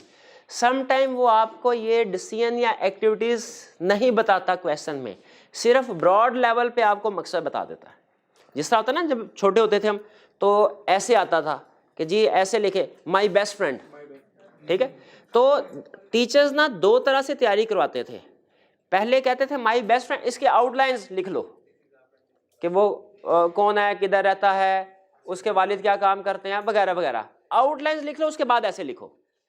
या वो आउटलाइंस नहीं बताते थे, सिर्फ ये कहते थे माई बेस्ट फ्रेंड का ऐसे लिखो। दोनों में हमारा ऐसे एक जैसे ही होता था, फर्क सिर्फ ये था जब आउटलाइंस दी जाती थी तो हमारे लिए आसानी हो जाती थी कि हमने इन पॉइंट्स को अपने सोल्यूशन में, अपने ऐसे में इंक्लूड करना है। उसी तरह सम टाइम फ्लो चार्ट, जब हमसे क्वेश्चन कहता है ना फ्लो चार्ट बनाओ, तो सम टाइम्स एक्टिविटी बता देता है कि एक्टिविटी 1 में ये होगा, 2 में ये होगा, 3 में ये होगा। हम उन एक्टिविटीज़ को अपने सोल्यूशन में कवर करते जाते हैं, लेकिन सम टाइम एक्टिविटी नहीं बताता, सिर्फ इतना कहता है जी ATM से पैसे ड्रॉ करने का फ्लो चार्ट बनाओ। अब दो तरह के देखें, एग्जाम्पल दे रहा हूँ आपके साथ। पहली तरह का फ्लो चार्ट आएगा, क्या वो कहेगा ATM का फ्लो चार्ट बनाइए जिसमें आप ATM में जाएंगे, पिन कोड एंटर करेंगे, अगर पिन कोड ठीक हुआ तो आपसे अमाउंट पूछेगा, अगर आपके अकाउंट में इतने पैसे हुए तो वो आपको सर्व कर देगा कैश, वरना आपका कार्ड जो है वो इजेक्ट कर देगा, मैसेज देगा कि बैलेंस इनसफिशिएंट है और ख़त्म। ये उसने फ्लो चार्ट में हमें एक्टिविटीज़ बता दी जो हमने कवर करनी है, ये हमारे लिए निस्बतन आसान है। लेकिन अगर वो सिर्फ इतना कहे कि ATM से कैश विड्रॉल का फ्लो चार्ट बनाओ, ये थोड़ा सा हमें आउटलाइन इसकी खुद सोचनी पड़ेगी कि अच्छा ATM से कैश विड्रॉ करते हैं तो क्या करते हैं, क्या पिन कोड एंटर करना ज़रूरी होता है? बिल्कुल ज़रूरी होता है। पिन कोड वाली एक्टिविटी इंक्लूड करेंगे और फिर देखेंगे पिन कोड सही है तो क्या होगा, गलत है तो क्या होगा। क्या बैलेंस हमें बताना ज़रूरी होता है पैसे निकलवाते हुए? सिस्टम, वो मशीन पूछती है, अगर पूछती है तो इसको भी अपने इंक्लूड करना होगा। और क्या मशीन ये देखती है कि जो हमने अमाउंट एंटर किया है वो हमारे बैलेंस से कम है कि ज़्यादा है? कम है तो पैसे आ जाएंगे, ज़्यादा है तो मैसेज आ जाएगा कि इनसफिशिएंट बैलेंस, और फिर इसके बाद हमारा कार्ड भी बाहर आता है, कैश भी बाहर आता है और रसीद भी आती है, सिस्टम खत्म। भाई क्लियर हुआ? आपने दोनों तरह के सिस्टम को मैनेज कर लेंगे, दोनों तरह के क्वेश्चन को। और आपको एक मजे की बात बताऊं, बज़ाहिर जिसमें सिर्फ इतना कह देता है ना कि फ्लो चार्ट बनाओ ATM का, बज़ाहिर ये मुश्किल लग रहा है क्योंकि आपको थोड़ा, लेकिन क्यों? क्योंकि जब उसने खुद से एक्टिविटीज नहीं ना बनाई तो आपकी अपनी मर्जी है, आप अपनी मर्जी से बना सकते हो। और एक चीज और बता दूं आपको, अब ये तजर्बे की बात है, एक ही फ्लो चार्ट आप सुबह के वक्त बनाएंगे, उसी क्वेश्चन को शाम के वक्त बनाएंगे, नोट कर लीजिएगा डिफरेंट होगा। क्योंकि हो सकता है किसी वक्त सुबह के वक्त आपके जहन में कोई एक्टिविटी ना आए, शाम को आ जाए, या आप और कुछ भी ना करें, सिर्फ यस और नो की प्लेसमेंट चेंज कर लेना, आपका फ्लो चार्ट चेंज हो जाएगा। तो स्टूडेंट ये कहते हैं सर मैंने जो फ्लो चार्ट बनाया ना वो बुक वाले फ्लो चार्ट से मैच नहीं करता, तो मेरा गलत हो गया ना? नहीं, ये कोई रूल नहीं है कि मैच नहीं करेगा, बल्कि हर एक आप कई दफ़ा ऐसे हुआ है, मैंने भी एक क्वेश्चन बनाया फ्लो चार्ट, हालांकि छोटा क्वेश्चन था, एक वक्त में बनाया, एक एक्टिविटी को इंक्लूड किया, दूसरे वक्त में बनाया वो एक्टिविटी इंक्लूड नहीं किया। ठीक है, तो ये छोटे छोटे चीज़ें हैं, इनसे आपका फ्लो चार्ट का क्वेश्चन गलत नहीं हो। डिफरेंट होने का मतलब ये नहीं कि गलत है। इस तरह बहुत से स्टूडेंट केस स्टडी भी जब देखते हैं ना तो कुछ पॉइंट जो होते हैं वो उनको सोल्यूशन में इंक्लूड नहीं किए होते और कुछ डिफरेंट पॉइंट इंक्लूड कर लेते हैं, तो वो समझते हैं जैसे रटे वाले क्वेश्चन में असूल होता है ना कि ये कंसेप्ट है ना उसकी यही डेफिनेशन है, अब एक कंसेप्ट ज़्यादा लिखा या कम लिखा तो वो उसका मतलब है गलती है। देखिए रिप्रोडक्शन के क्वेश्चन में ऐसा हो सकता है कि आपको तकरीबन वही मटेरियल लिखना चाहिए, अगर आप कम ज़्यादा करते हैं तो आप गलत कर रहे हैं। केस स्टडी में ऐसा नहीं होता, केस स्टडी में ऐसा नहीं होता, उसमें बहुत से सॉल्यूशन पॉसिबल होते हैं, जैसे न्यूमेरिकल, हालांकि न्यूमेरिकल क्वेश्चन में जजमेंट्स कम इन्वॉल्व होती हैं, ये आपको पता है ना, थ्योरी की निस्बत न्यूमेरिकल में जजमेंट कम होती हैं, थ्योरी के क्वेश्चन में जजमेंट से ज़्यादा होती हैं, लेकिन फिर भी क्या न्यूमेरिकल क्वेश्चन के एक से ज़्यादा सॉल्यूशन पॉसिबल हैं? तो मुझे बताइए, जब न्यूमेरिकल क्वेश्चन जिसमें जजमेंट्स इतनी नहीं होती, सारी फैक्चुअल इन्फॉर्मेशन आप, उसमें एक से ज़्यादा सॉल्यूशन पॉसिबल है, तो थ्योरी के क्वेश्चन में तो उससे 10 गुना ज़्यादा अल्टरनेट सॉल्यूशन पॉसिबल होंगे। तो केस स्टडी का जब कभी आप रिटन फॉर्म में अटेम्प्ट करें, आपका सॉल्यूशन डिफरेंट हो, तो इसका मतलब ये नहीं है कि आपने गलत किया। डिफरेंट होने का मतलब ये नहीं है कि आपने गलत किया, लेकिन इसका ये भी मतलब नहीं है कि सही है। अगर आपने क्वेश्चन के फैक्ट्स के अंदर रहते हुए क्वेश्चन की इंफॉर्मेशन से ही इश्यूज आइडेंटिफाई किए हैं, उनको डिस्कस किया है, फिर तो आपने ठीक किया है, फिर तो आपका डिफरेंट होने के बावजूद ठीक है। लेकिन अगर आपने कोई ऐसी चीज़ लिख दिया जिसका दूर दूर तक केस स्टडी से कोई ताल्लुक ही नहीं है, तो वो डिफरेंट है और वो भी गलत है। लेकिन नॉर्मली चूंकि स्टूडेंट को आदत होती है, उनको पता होता है कि जी क्वेश्चन के अंदर हमने रहना है, तो वो जो डिफरेंट पॉइंट होते हैं नॉर्मली वो ठीक लिख रहे होते हैं। ठीक है, इसलिए अगर आपका सॉल्यूशन कभी केस स्टडी का डिफरेंट हो जाए तो आपने परेशान नहीं होना, अगर आपने रेलिवेंट पॉइंट लिखे हैं तो वो ठीक होंगे। क्लियर होगी? ये था हमारा फ्लो चार्ट। तो मुझे ये बताइए, क्या हमने फ्लो चार्ट को ड्रा कर, सिंबल सीख लिए, इसको ड्रा करना भी सीख लिया? ठीक है, अब आपने आखिरी दिन कम से कम एक छोटा सा क्वेश्चन, ये जो मैंने 4 आपको बताया इनमें से एक क्वेश्चन आखिरी दिन पेपर के लिए जाने से पहले, फिर जो 24 घंटे होते हैं ना, उसमें एक क्वेश्चन कर जाना, वो भी एहतियातन कर रहा हूँ। इससे आपको सिंबल्स भी पता चल जाएंगे, कौन कौन से सिंबल है, क्या काम है, और आपकी फ्लो चार्ट की भी प्रैक्टिस हो जाएगी। लेकिन मेरा ख्याल ये है कि ये टेस्ट करेगा नहीं, फ्लो चार्ट, ठीक है। बहरहाल हमें तैयार होना चाहिए, ठीक है। हाँ कोई आपको पता है कि इतनी तैयारी हमने की, एक एक चीज़ को कवर किया, तो इन चीज़ों को भी रिस्क क्यों लें। अगला कंसेप्ट हमारा एलिमेंट्स ऑफ इंटरनल कंट्रोल। मेरा पहला क्वेश्चन आपसे ये है, क्या हमारे लिए एज ऑडिटर इंटरनल कंट्रोल को अंडरस्टैंड करना ज़रूरी है? ज़रूरी है। अच्छा भाईजान एक काम कीजिएगा, ये ऊपर चाय का कह दीजिएगा सबके लिए, ठीक है। काम कर वो जो अच्छी वाली मशीन वाली चाय है ना, नहीं मैंने कहा आप सोना ना जाए, सोना ना जाए, बिस्किट हो जाए, बिस्किट भी करवा दें बस। अब इससे ज़्यादा नहीं, इससे ज़्यादा नहीं, इससे ज़्यादा। अच्छा आप सुन लीजिए, मेरा पहला क्वेश्चन आपसे, क्या इंटरनल कंट्रोल को अंडरस्टैंड करना ऑडिटर की जिम्मेदारी है? बिल्कुल है। मेरा दूसरा क्वेश्चन, क्या सारे के सारे इंटरनल कंट्रोल सिस्टम को अंडरस्टैंड करना जिम्मेदारी है कि सिर्फ उन्हीं को जो हमारे लिए रेलिवेंट हो? तो स्टैंडर्ड से हमने पूछा हम इंटरनल कंट्रोल सिस्टम को अंडरस्टैंड करें, तो इंटरनल कंट्रोल सिस्टम के तो बहुत से पार्ट्स हैं, बहुत से एलिमेंट्स हैं, क्या हमें सारे एलिमेंट्स अंडरस्टैंड करने चाहिए? उसने कहा नहीं, सिर्फ 5 एलिमेंट्स अंडरस्टैंड करो। कितने एलिमेंट्स?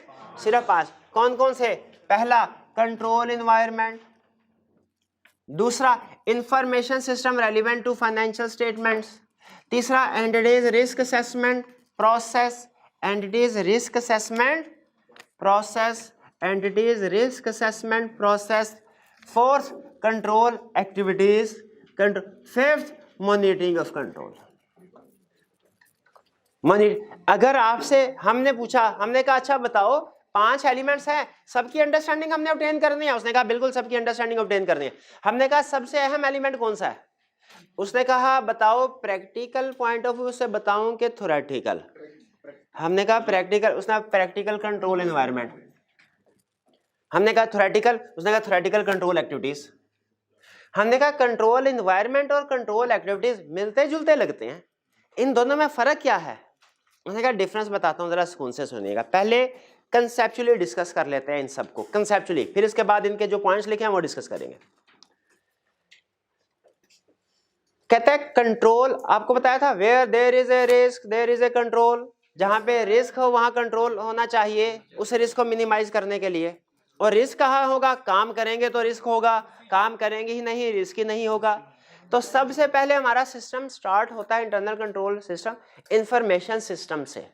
इंफॉर्मेशन सिस्टम से मुराद ये है कि ऑर्गेनाइजेशन का जो इंफॉर्मेशन सिस्टम, तो आपको पता है ना कि इंफॉर्मेशन फ्लो कैसे करती है within the organisation. Information system का मतलब ये होता है। लेकिन हमें इंफॉर्मेशन सिस्टम पे ले जाने से पहले उसने कहा सबसे अहम चीज है कंट्रोल एनवायरनमेंट। पहला असूल जरा उसका सुनिएगा। आपने बिजनेस मैनेजमेंट पढ़ी है, उसमें किस तरह की थ्योरी होती थी? लीडरशिप के जो जूनियर्स होते हैं वहाँ बहुत से कैरेक्टरिस्टिक वगैरह, उसमें एक कंसेप्ट शायद ये भी था कि जो जूनियर्स होते हैं ना वो अपने सुपीरियर लीडर्स को फॉलो करते हैं, जो उनकी आदतें होती हैं ना वो अनइंटेंशनली उनमें भी आना शुरू हो जाती है।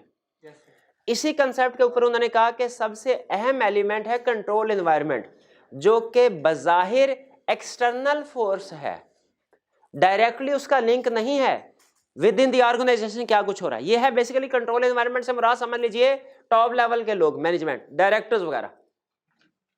आप एक कंपनी का ऑडिट करने के लिए गए, जरा सोचिएगा प्रैक्टिकली, आपने सिस्टम को अंडरस्टैंड किया, आपको पता चला कि उसमें कंट्रोल्स बहुत स्ट्रॉन्ग है, हर मंथ एंड में बैंक रिकंसिलिएशन स्टेटमेंट बनती है, उसको एक इंटरनल ऑडिट वाला उसको मॉनिटर भी कर रहा है कि मंथ एंड में बैंक रिकंसिलिएशन स्टेटमेंट बन रही है कि नहीं बन रही, ठीक है।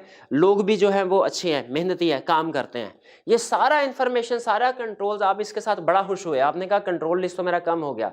फिर आपको एक इंफॉर्मेशन पता चली जिसका बज़ाहिर इंटरनल सिस्टम से ताल्लुक नहीं था। वो इंफॉर्मेशन क्या थी? इस कंपनी के डायरेक्टर में एक डायरेक्टर का नाम है अयान अली।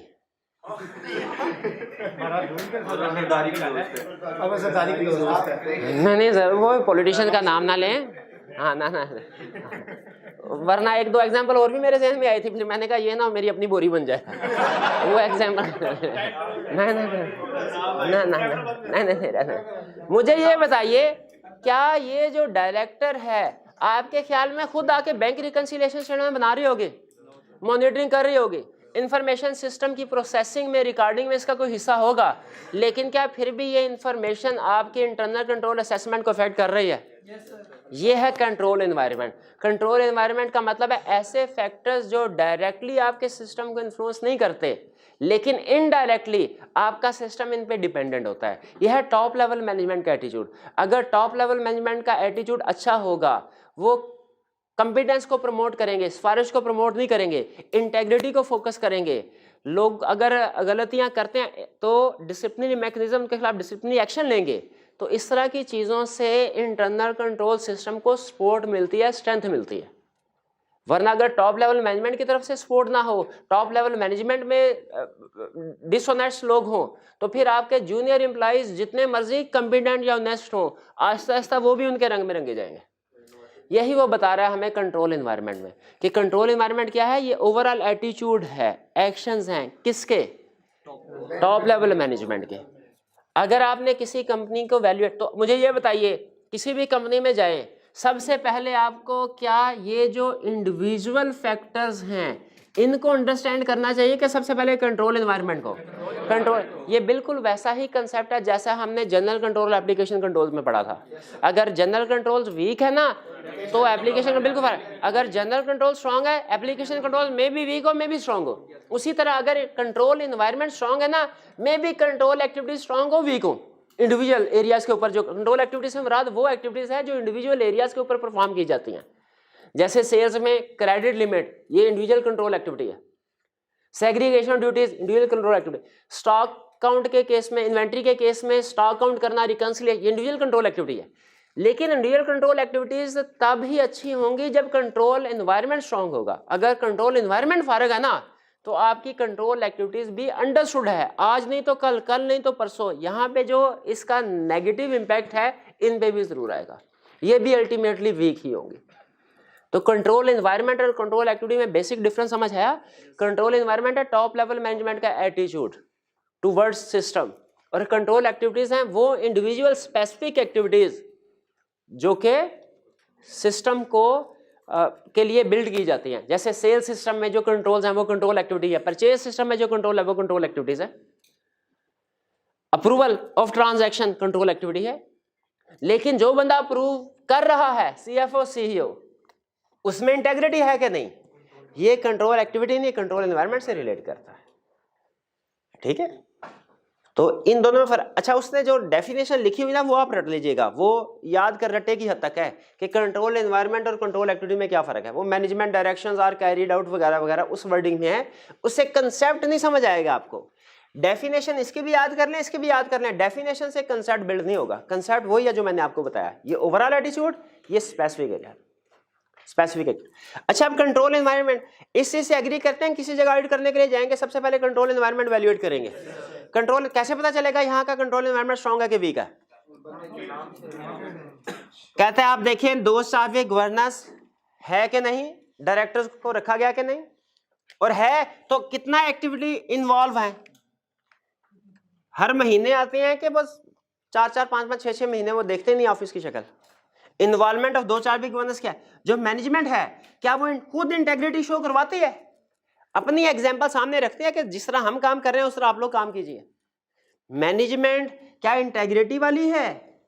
क्या मैनेजमेंट एग्रेसिव तो नहीं है? अब इसमें एग्रेसिव में एग्रेसिव टुवर्ड्स एम्प्लॉय भी हो सकता है, एग्रेसिव टुवर्ड्स फाइनेंशियल स्टेटमेंट भी हो सकता है। एग्रेसिव टुवर्ड्स एम्प्लॉय का मतलब क्या है? छोटी छोटी बात में एम्प्लॉयज जो है उनकी इंसल्ट कर देना, उनको नौकरी से निकाल देना। और एग्रेसिव टुवर्ड्स फाइनेंशियल रिपोर्टिंग का मतलब क्या है कि फाइनेंशियल स्टेटमेंट को ज्यादा से ज्यादा फोकस करना कि प्रमोशन उस बंदे को मिलेगी जो हमारे फाइनेंशियल टारगेट अचीव करेगा।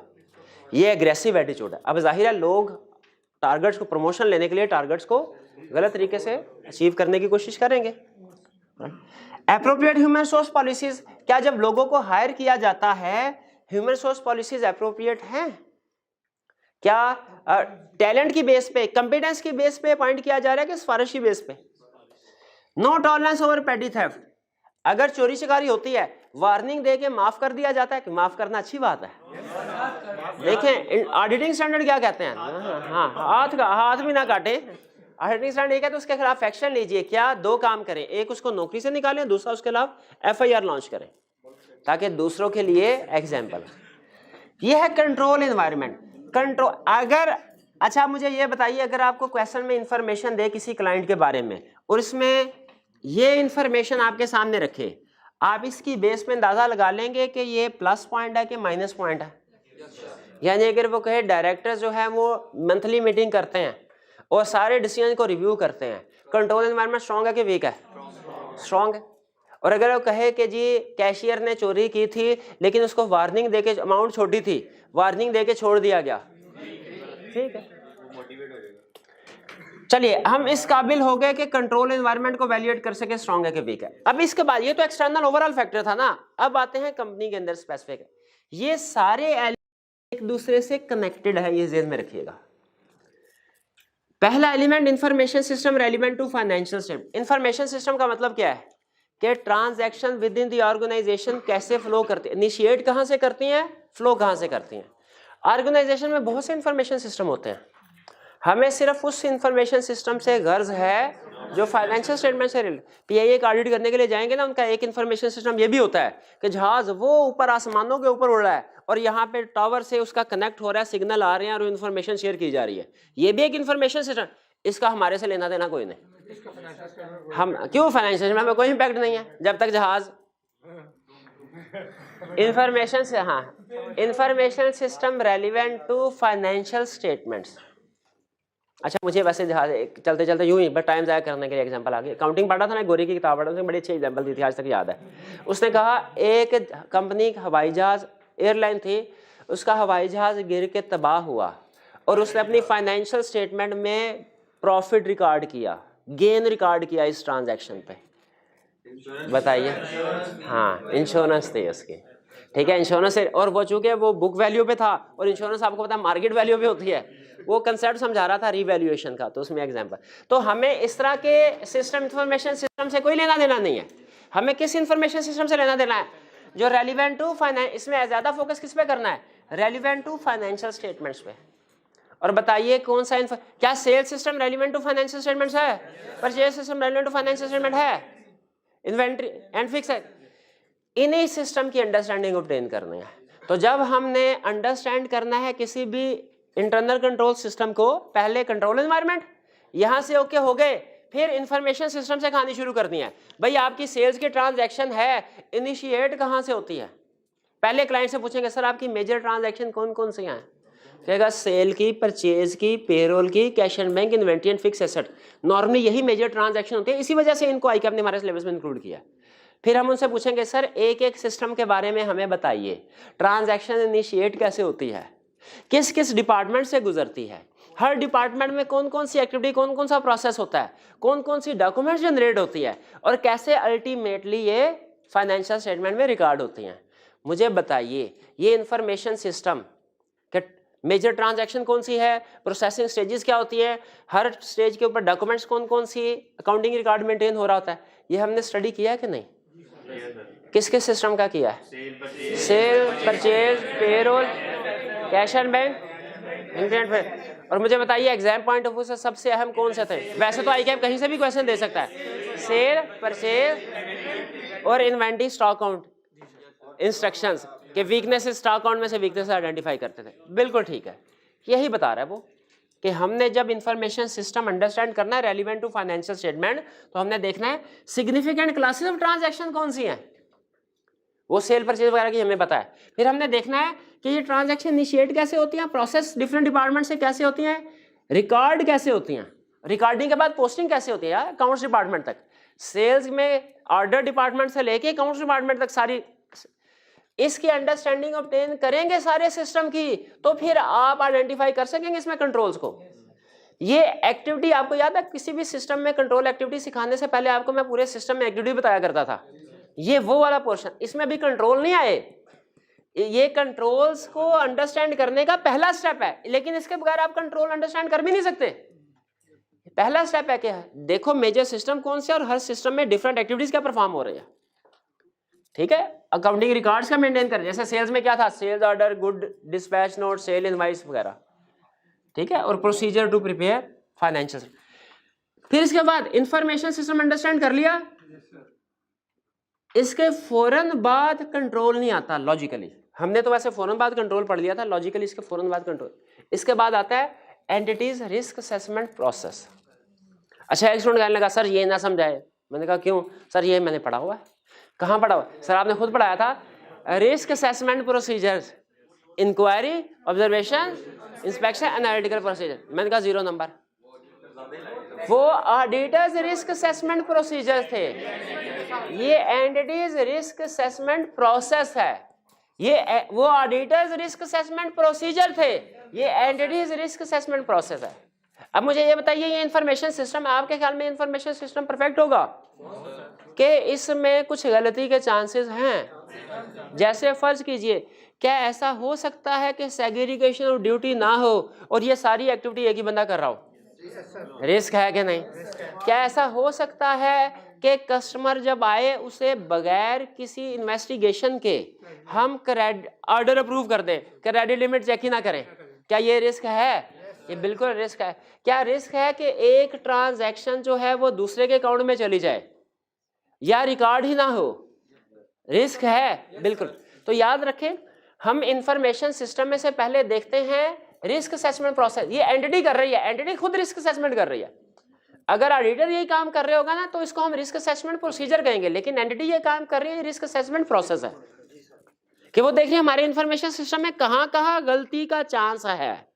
ये यूं समझिए, सारा इंफॉर्मेशन सिस्टम फैला हुआ है। ये सारा इंफॉर्मेशन सिस्टम एंटिटी जो या डायरेक्टर जो है वो देख रहे होते हैं मैनेजमेंट में कि कहाँ पे गलती का, हाँ यहाँ पे क्रेडिट अप्रूवल हो रही है ना, यहाँ पे गलती का चांस है कि अगर हमने हर कस्टमर को बगैर क्रेडिट अप्रूवल के अप्रूव कर दिया तो बैड डेट हो सकते हैं।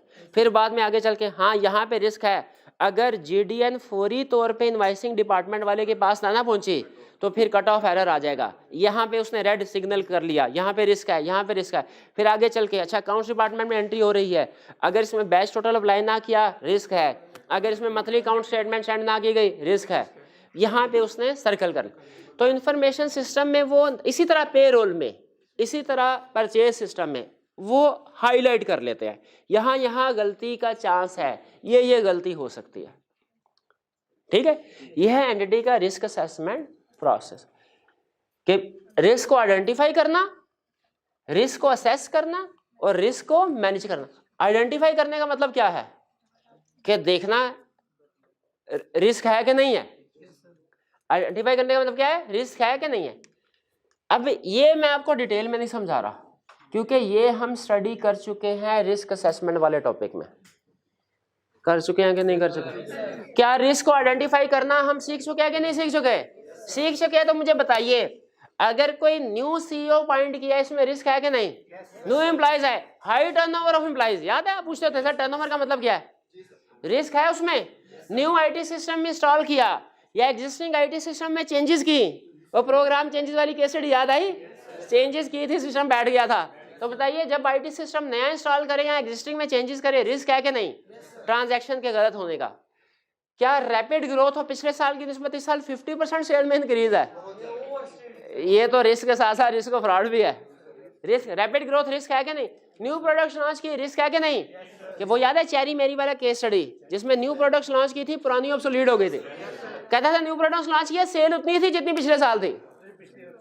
तो हमने कहा कि इसका मतलब है न्यू प्रोडक्ट सक्सेसफुल नहीं हुई, तो रिस्क है। ये सारे अल्फाज क्या रिस्क को आइडेंटिफाई कर रहे हैं? कर रहे हैं। फॉरेन ऑपरेशन, एक कंपनी फॉरेन एक्सचेंज में डील कर रही है, रिस्क है। याद है आपको क्या रिस्क बताया था? एक्सचेंज रेट अपडेट क्या है? अच्छा आगे चलते हैं। रीस्ट्रक्चरिंग याद है? हाँ, प्रोविजन। रीस्ट्रक्चरिंग में 2 तरह की प्रोविजन है, कोई माइका लाल बता सके? एसेट्स जो थे शाबाश, वो रीवैल्यूड अमाउंट पे शो करवाने हैं, और एम्प्लॉइज की प्रोविजनिंग, शाबाश। तो मुझे बताइए क्या ये वही चीजें नहीं हैं जो हम रिस्क असेसमेंट में पढ़ चुके हैं? ये तो सिर्फ आपको लिंक करवाने के लिए एग्जांपल दिया, रिवाइज करवाने के लिए। तो एंटिटीज रिस्क असेसमेंट प्रोसेस में एंटिटी ने 3 काम करने हैं। रिस्क को आइडेंटिफाई, यानी किस जगह पे रिस्क है किस में नहीं है।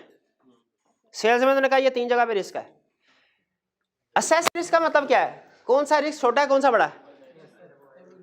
कौन सा रिस्क छोटा है छोटे मोटे रिस्क को इग्नोर कर देंगे, बड़े रिस्क को कंसीडर करना है, और फिर रिस्क को असेस कर लिया, अब क्या करना है, और रिस्क कैसे मैनेज होता है, रिस्क रिड्यूस करना, मतलब यही रिड्यूस करना, कैसे रिस्क कंट्रोल के जरिए से, सेफगार्ड से थ्रेट एड्रेस होते हैं, रिस्क कंट्रोल से होता है, ठीक है, कंट्रोल्स के जरिए से। तो इसका मतलब यह है रिस्क को आइडेंटिफाई किया, असेस किया, इसके बाद क्या करना है, मैनेज करने का मतलब क्या है, कंट्रोल। ये है वो कंट्रोल एक्टिविटीज जो हमने सीखी हैं। एग्जाम पॉइंट ऑफ व्यू से सबसे अहम चीज जो है ना आपके लिए, वो ये कंट्रोल एक्टिविटीज है, ये कंट्रोल एक्टिविटीज है, ठीक है। याद है हमने डिफरेंट कंट्रोल एक्टिविटीज पढ़ी थी, कौन कौन सी, सेग्रीगेशन ड्यूटीज थी, ट्रांजैक्शन, वो पे रोल की अप्रूवल थी, कैश पेमेंट की अप्रूवल थी, सेग्रीगेशन ड्यूटीज थी, स्टॉक काउंट करना शामिल था, बिल्कुल था, रिकंसिलिएशन थी, किसकी किसके साथ बताएं, किसकी किसके साथ, पेबल, सैलरी पेबल की पेड, आसान एग्जांपल दे दिए भाई, वो जो थी डेटर्स कंट्रोल अकाउंट की सेल्स लेजर के साथ, क्रेडिटर्स कंट्रोल अकाउंट की परचेज लेजर के साथ, वो रिकंसिलिएशन थी, वही तो कंट्रोल एक्टिविटीज है।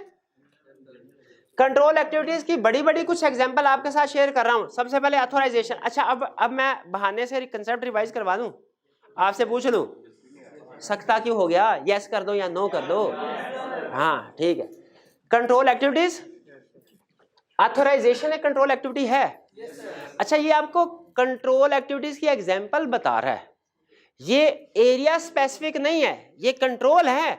आप बताया था ना, एक ही कंट्रोल एक्टिविटी को एक से ज्यादा एरियाज में अप्लाई कर सकते हैं, ये बताया कि नहीं मैंने। अच्छा, कंट्रोल एक्टिविटी की पहली एग्जांपल ऑथराइजेशन। ऑथराइजेशन का मतलब क्या होता है, ट्रांजैक्शन से पहले अप्रूवल करना। बताइए कोई एग्जांपल दे दें ऑथराइजेशन के। कैपिटल एक्सपेंडिचर, सेल ऑफ, बल्कि दो एग्जांपल दे दिए इन्होंने कि फिक्स एसेट को परचेज करने से पहले भी अप्रूवल, फिक्स एसेट को सेल करने से पहले, शाबाश। पे रोल में एग्जांपल दीजिए ऑथराइजेशन की। ओवर टाइम की अप्रूवल होनी चाहिए, पे रोल शीट प्रिपेयर हो जाए उसके बाद डिस्ट्रीब्यूशन से पहले अप्रूवल होनी चाहिए, शाबाश। और कोई एग्जांपल, बैंक अकाउंट में, शाबाश, अप्रूवल होनी चाहिए, bank account, new bank account open होने से पहले। तो एग्री करते हैं ऑथराइजेशन एक कंट्रोल एक्टिविटी है जो कि बहुत से एरियाज में परफॉर्म हो सकती है। ऑथराइजेशन समझ आ गया। दूसरी परफॉर्मेंस रिव्यू। परफॉर्मेंस रिव्यू का मतलब क्या होता है, जूनियर की परफॉर्मेंस का रिव्यू करना। अब हम एक टीए रखा, उसको कहा उसका काम है टेस्ट चेक करना। अब हम सारा दिन टीचर क्लास में उसको देख नहीं रहे, क्लास में लेक्चर दे रहे हैं, लेकिन जब 6-7 घंटे क्लासेस में लेक्चर देने के बाद जाके उसे पूछते हैं ना कि काम, तो पता चल जाता है उसने 6 घंटे में काम किया है कि फारग बैठा यूट्यूब पे वीडियो देखता रहा है ना। जादू, जादू नहीं, परफॉर्मेंस रिव्यू है। कैसे, परफॉर्मेंस रिव्यू का मतलब होता है जूनियर एम्प्लॉइज की परफॉर्मेंस को रिव्यू करना, उन्हें कंपेयर करना स्टैंडर्ड परफॉर्मेंस के साथ और वैल्यूएट करना। हमने कैलकुलेशन की हुई है कि 30 नंबर का एक टेस्ट हो ना, उसको तसल्ली के साथ चेक करने के लिए 20 मिनट लगते हैं, 15 से 20 मिनट, 20 मिनट दिए। अगर हमने 1 घंटे में कितने टेस्ट चेक हो सकते हैं, 3। कास्ट अभी पास नहीं है ना, पढ़ रहे हो ना, हाँ।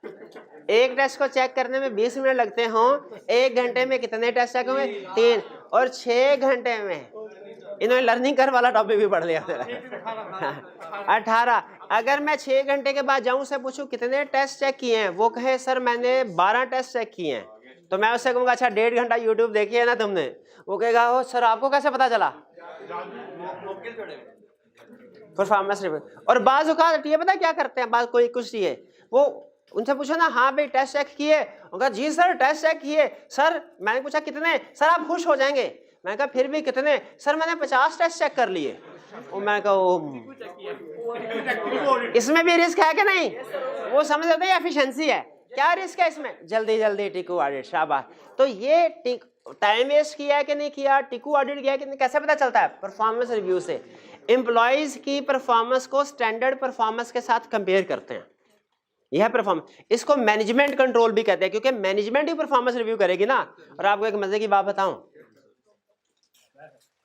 मैनेजमेंट यही काम करे तो इसे परफॉर्मेंस रिव्यू कहते हैं, ऑडिटर यही काम करे तो उसे एनालिटिकल प्रोसीजर्स कहते हैं। एनालिटिकल में यही होता है ना, इस साल की परफॉर्मेंस को पिछले साल के, उसमें पिछले साल को स्टैंडर्ड बना लेते हैं हम। Information processing controls, IT controls, अगर क्लाइंट आईटी सिस्टम यूज कर रहा है तो इंफॉर्मेशन प्रोसेसिंग पे कंट्रोल्स होंगे। दो बड़ी टाइप्स कौन सी हैं? जनरल कंट्रोल और एप्लीकेशन कंट्रोल। और जनरल कंट्रोल की कैटेगरीज कौन कौन सी है? 5 नहीं 6 थी। Acquisition and development, documentation of changes to program, documentation prevention and detection of unauthorised program changes, और जॉब शेड्यूलिंग वाला जो था, using correct version, continuity of operations और एक्सेस कंट्रोल्स। एक्सेस करने 6। और एप्लीकेशन कंट्रोल्स की क्या कैटेगरीज थी? Input control, processing, output, master file and standing data. Input control की एग्जांपल ये भाई मुझे बताएंगे जो हंस हंस के सामने 3 कप पड़े हुए हैं इसके चाय के। ये बता मेरे भाई। हाँ, अब कम से कम 6 इनपुट कंट्रोल की एग्जांपल बतानी है आप। इनपुट कंट्रोल की example, sequence test, range test, limit test, check digit, existence test. Test data नहीं है, बैच टोटल। बिल्कुल ठीक, बिल्कुल ठीक, ये वही कंट्रोल है। ये भी तो कंट्रोल्स हैं। फिजिकल कंट्रोल्स कौन कौन से होते थे? एक्सेस रिस्ट्रिक्शंस, फिजिकल भी और लॉजिकल भी। इन्वेंट्री काउंट करना और उसको रिकंसाइल करना। सेग्रीगेशन ऑफ ड्यूटीज, हाँ सेग्रीगेशन ऑफ ड्यूटीज नहीं, एक्टिविटी कंट्रोल के पॉइंट, सेग्रीगेशन ड्यूटीज होनी चाहिए। आपको अगर क्लाइंट ने कहा सर मैं सेल्स की ट्रांजैक्शन है उसमें सेग्रीगेशन ड्यूटीज अप्लाई करना चाहता हूं, बताइए किन किन एक्टिविटीज को हमने अलग करना है। हम कहेंगे अगर तो तुम्हारे पास पैसे कम है ना तो फिर तुम सिर्फ 4 को भी कर लो तो बहुत है। ऑर्डर अलग, डिस्पैच अलग, इनवॉइसिंग बिलिंग अलग, जनरल अकाउंट्स अलग। वरना इससे ज्यादा भी एक्टिव, जैसे इसमें इन्वेंट्री भी कवर हो सकती है। इन्वेंट्री को मैनेज करने वाला कस्टोडियन अलग होना चाहिए, क्रेडिट अप्रूवल करने वाला पर्सन अलग होना चाहिए, ठीक है, डिस्पैच करने वाला बता दिया हमने। इसी तरह परचेज के ट्रांजैक्शन में सेग्रीगेशन ड्यूटीज होनी चाहिए, बिल्कुल होनी चाहिए। परचेज रेक्विजिशन देने वाला बंदा अलग हो, परचेज ऑर्डर इशू करने वाला बंदा अलग हो, इन्वेंट्री को रिसीव करने वाला बंदा अलग हो जिसने चेकिंग करनी है, कस्टोडियन स्टॉक वाला बंदा अलग हो, उसको इनवॉइस रिसीव करके प्रोसेस करने वाला, अप्रूवल वाला बंदा अलग हो, और अकाउंट्स में एंट्री करने वाला बंदा अलग हो। ये सारी सेग्रीगेशन ड्यूटीज है।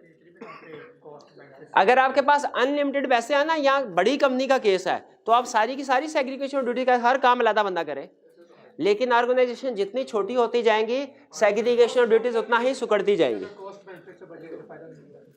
और last, monitoring of control. Monitoring of control का मतलब क्या है? ये कंट्रोल एक्टिविटीज परफॉर्म हो रही है। मॉनिटरिंग ऑफ कंट्रोल का मतलब है कि ये कंट्रोल एक्टिविटीज सही परफॉर्म हो रही है कि नहीं, ये चेक करना। इंटरनल, और ये मैनेजमेंट करेगी, ये इंटरनल ऑडिटर करेगा। शाबाश। डायरेक्टर्स ना ये करते हैं ना ये करते हैं, लेकिन उनकी ओवरऑल रिस्पॉन्सिबिलिटी फिर भी होती है क्योंकि उनकी जिम्मेदारी है सब कुछ दे। भाई ये क्लियर हुआ? एलिमेंट, आपने इन 5 एलिमेंट्स की अंडरस्टैंडिंग ऑब्टेन कर ली, समझ लें पूरे इंटरनल कंट्रोल सिस्टम की एलिमेंट अंडरस्टैंडिंग। अब मुझे ये बताइए, एग्जाम में मैक्सिमम जो क्वेश्चन पूछ सकता है आपके साथ शेयर कर रहा हूँ। पहला क्वेश्चन, अगर वो आपसे इन 5 एलिमेंट्स में कोई से 2 एलिमेंट्स को एक्सप्लेन करने को कहे, कर देंगे? खास तौर पे कंट्रोल एनवायरनमेंट और कंट्रोल एक्टिविटीज, क्योंकि स्टूडेंट इसको मिक्स कर देते हैं। कंट्रोल एक्टिविटी पूछे कंट्रोल एनवायरनमेंट लिख देते हैं, कंट्रोल एनवायरनमेंट पूछे कंट्रोल एक्टिविटी। कोई से 2 अगर एक्सप्लेन करने को कहे, कर देंगे? अगर वो आपको कहे कि ये सिस्टम है ऑर्गेनाइजेशन का ओवरऑल, बताइए कंट्रोल एनवायरनमेंट स्ट्रांग है कि वीक है, इवेल्युएट कर लेंगे।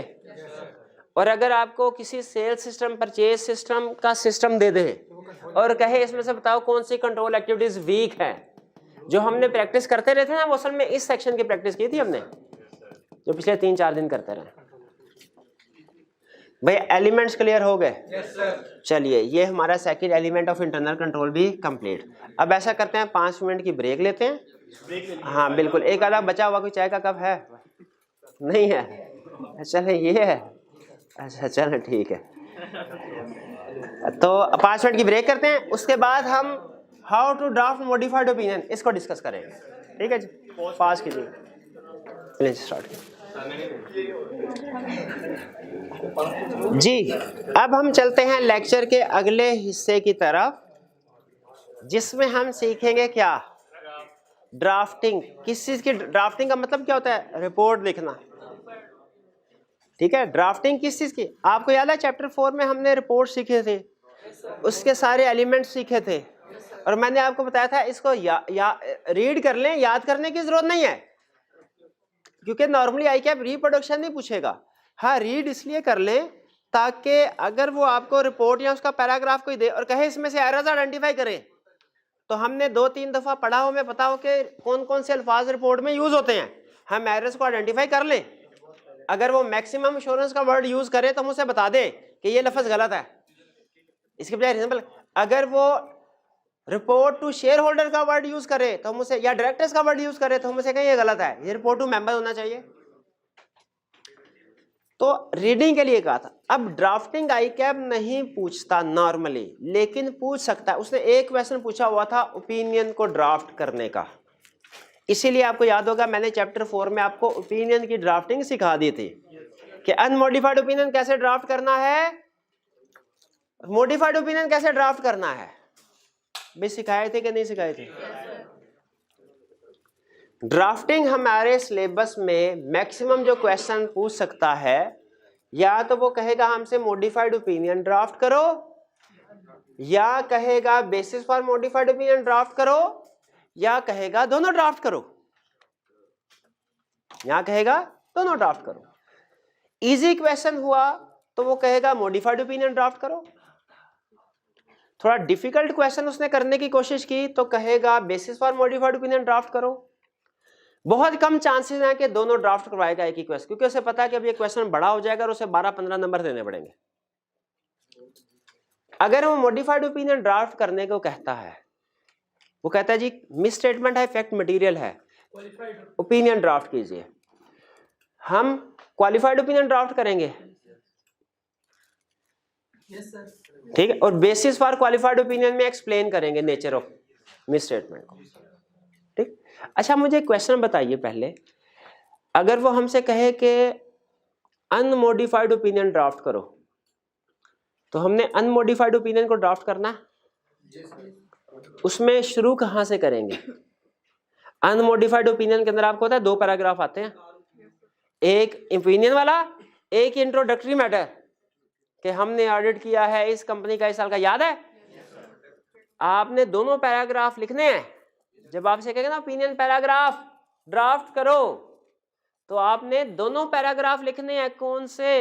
ओपिनियन सेक्शन के अंदर दोनों पैराग्राफ, इंट्रोडक्टरी भी और ओपिनियन वाला भी, ये ध्यान में रखिएगा।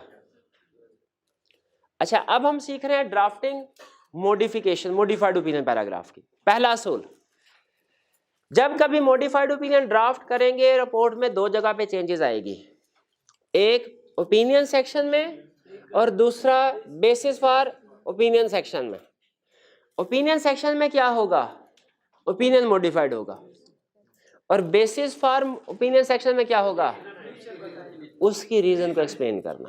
अच्छा, एक चीज और आपको बता दो, अगर तो अनमोडिफाइड ओपिनियन है ना, तो हेडिंग होती है ओपिनियन बेसिस फॉर ओपिनियन, दोनों पैराग्राफ की हेडिंग ये होती है। अगर क्वालिफाइड ओपिनियन हो ना, तो हेडिंग पता क्या होती है? क्वालिफाइड ओपिनियन और फिर बेसिस फॉर क्वालिफाइड ओपिनियन। अगर एडवर्स ओपिनियन हो तो हेडिंग पता क्या बन जाती है? Adverse opinion basis for adverse opinion.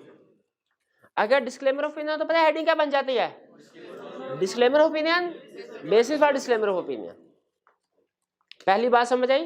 यानी जब कभी ओपिनियन मॉडिफाइड होगा एक चीज तो जरूर देख लें आप, हेडिंग वो चेंज होगी, ठीक है। अब अगर क्वालिफाइड ओपिनियन, पहले हम मॉडिफाइड ओपिनियन की ड्राफ्टिंग को डिस्कस कर लें, हालांकि ये पहले डिस्कस किया हुआ है, रिवीजन के लिए कर रहा हूं। अनमॉडिफाइड ओपिनियन की ड्राफ्टिंग क्या होती है? अनमॉडिफाइड की, in our opinion financial statements give true and fair view वगैरह वगैरह। क्वालिफाइड ओपिनियन की ड्राफ्टिंग याद है आपको? In our opinion except for the effects of matter described in basis for qualified opinion section financial statement give true and fair view, आगे सारी repeat unmodified की। Qualified opinion की ड्राफ्टिंग इसी तरह होती है ना, in our opinion except for the effect of matter described in basis for qualified opinion financial statements give true and fair view. Adverse opinion की वर्डिंग क्या होती है? Because of significance of matter described in basis for adverse opinion section financial statements do not give true and fair view. और इसी तरह disclaimer opinion की, because of matters significance of matter described in based on disclaimer of opinion we are unable to express any opinion, इसी तरह की wording होती है। अच्छा एक चीज ध्यान में रखें, अगर वो आपको कहे मॉडिफाइड ओपिनियन ड्राफ्ट करो या आपको कहे basis for modified opinion draft करो, अगर वो कहता है मॉडिफाइड तो ये क्वेश्चन आसान है बेसिस फॉर मॉडिफाइड ओपिनियन की निस्बत। बता सकते हैं क्यों? क्योंकि मिस स्टेटमेंट हजारों किस्म की हो सकती है, स्कोप लिमिटेशन हजारों किस्म की हो सकती है, लेकिन जो ओपिनियन की वर्डिंग होती है वो हर केस में सेम रहती है। यानी क्वालिफाइड ओपिनियन क्वालिफिकेशन किसी भी वजह से है, वर्डिंग सेम रहेगी। एडवर्स ओपिनियन किसी भी वजह से है, मिस स्टेटमेंट चाहे जो मर्जी हो, एडवर्स ओपिनियन की वर्डिंग सेम रहेगी। इसका मतलब है आपने एक दफा एडवर्स ओपिनियन याद कर लिया, हर एडवर्स ओपिनियन का केस आप अटेम्प्ट कर सकते हैं। एक दफा डिस्क्लेमर ऑफ ओपिनियन याद कर लिया, कोई भी केस आ जाए जिसमें डिस्क्लेमर ऑफ ओपिनियन एक्सप्रेस करना हो, कोई भी स्कोप लिमिटेशन आ जाए जिसके जो पर, तो मॉडिफाइड ओपिनियन सेम होगा। ये एग्री करते हैं? यानी अगर आप 4 पैराग्राफ याद कर लेना तो आप दुनिया की हर रिपोर्ट का ओपिनियन पैराग्राफ ड्राफ्ट कर सकते हैं। ये स्टैंडर्डाइज्ड है। ये जो ओपिनियन पैराग्राफ में जो अल्फाज होते हैं ये क्या है? स्टैंडर्डाइज्ड। ओपिनियन पैराग्राफ में जो अल्फाज यूज होते हैं ये standardised. Basis for modified opinion में जो अल्फाज यूज होते हैं ये स्टैंडर्डाइज नहीं है, ये सिचुएशन टू सिचुएशन वेरी करते हैं। क्यों वेरी करते हैं ये सुनना है, ये सुनना है। एडवर्स ओपिनियन क्यों दिया जाता है, कब दिया जाता है? जब मिस स्टेटमेंट हो, उसका इफेक्ट परवेसिव हो, ठीक है। एडवर्स ओपिनियन की वर्डिंग तो सेम। अब इस मिस स्टेटमेंट को कहां एक्सप्लेन करना? Basis for opinion, basis for adverse opinion section. अब इसमें चूंकि मिस स्टेटमेंट को एक्सप्लेन करना है तो ये पैराग्राफ मिस स्टेटमेंट के लिहाज से चेंज हो जाएगा। इसमें अगर इन्वेंट्री की मिस स्टेटमेंट है तो इन्वेंट्री को डिस्क्राइब किया जाएगा। इसमें अगर फिक्स एसेट डेप्रिसिएशन की मिस स्टेटमेंट है, डेप्रिसिएशन को डिस्क्राइब किया जाएगा। इसमें अगर डेटर्स की प्रोविजनिंग की मिस स्टेटमेंट है तो डेटर्स की प्रोविजनिंग को डिस्क्राइब किया जाएगा। यानी नेचर ऑफ मिस स्टेटमेंट के लिहाज से basis for modified opinion paragraph change होगा। मॉडिफाइड ओपिनियन पैराग्राफ हर मिस स्टेटमेंट के केस में एक जैसा आएगा, लेकिन basis for modified opinion paragraph miss statement change होगी। तो जितनी तरह की मिस स्टेटमेंट उतनी तरह के basis for modified opinion paragraph है। ये बात समझ आई? पहला रूल क्या सिखाया? इनकी वर्डिंग सीख ली हमने, और फिर ये सीखा कि मिस स्टेटमेंट स्कोप लिमिटेशन किसी भी किस्म की हो, मॉडिफाइड ओपिनियन की वर्डिंग सेम होगी। अच्छा, सेम का ये मतलब नहीं है कि जो वर्डिंग एडवर्स ओपिनियन की होगी वही क्वालिफाइड ओपिनियन की होगी। ये मतलब ये है कि अगर एक इशू की वजह से एडवर्स ओपिनियन दे रहे हैं और किसी दूसरे इशू की वजह से एडवर्स ओपिनियन दे रहे हैं तो दोनों की एडवर्स ओपिनियन की वर्डिंग एक जैसी होगी। हाँ, बेसिस फॉर एडवर्स ओपिनियन में फर्क आएगा। क्लियर? अब आपने क्या सीखना है भला? Basis for modified opinion paragraph draft करना। क्या सीखना है? Basis for modified opinion paragraph draft करना। सबसे पहले मुझे बताइए ओपिनियन मॉडिफाई होने की रीजन क्या होती हैं? यहाँ तो मिस स्टेटमेंट या स्कोप लिमिटेशन। ये समझ आ गया? अब मिस स्टेटमेंट या तो अमाउंट्स में हो सकती है या डिस्क्लोजर में हो सकती है। अगर मिस स्टेटमेंट अमाउंट में है तो आपने क्या करना है? डिस्क्राइब करना है नेचर ऑफ मिस स्टेटमेंट, किस एरिया में मिस स्टेटमेंट है, क्या है।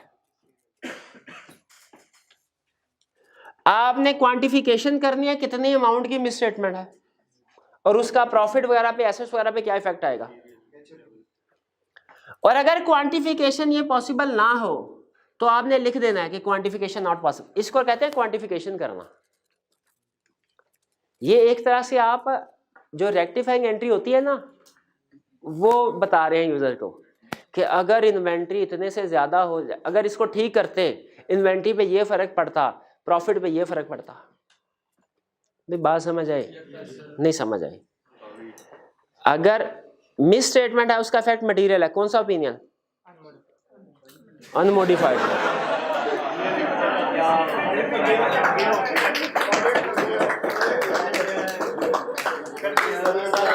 ऑडिट हम शर्मिंदा हैं, तेरे कातिल जिंदा हैं। ऑडिट हम शर्मिंदा हैं, तेरे कातिल जिंदा हैं।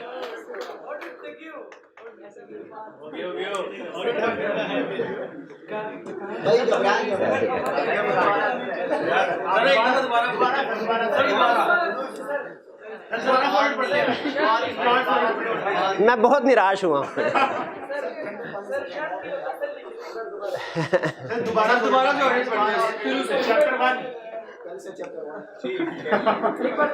अगर कोई मिस स्टेटमेंट है उसका इफेक्ट मटेरियल है तो क्वालिफाइड ओपिनियन आएगा। मैं पूछ नहीं रहा, बता रहा, मैं रिस्क नहीं ले रहा। Qualified opinion. अच्छा, क्वालिफाइड ओपिनियन की वर्डिंग एक जैसी होगी जो स्टैंडर्ड वर्डिंग है। बेसिस फॉर क्वालिफाइड ओपिनियन की wording case to case vary करेगी। अगर वो डेटर का केस है तो कोई और, अगर इन्वेंट्री का केस है कोई और, फिक्स्ड एसेट का केस है कोई और। हमने जो भी केस हो 3 चीजों का ध्यान रखना है। सबसे पहले हमने बताना है नेचर ऑफ मिस स्टेटमेंट, किस एरिया में मिस स्टेटमेंट और क्या है।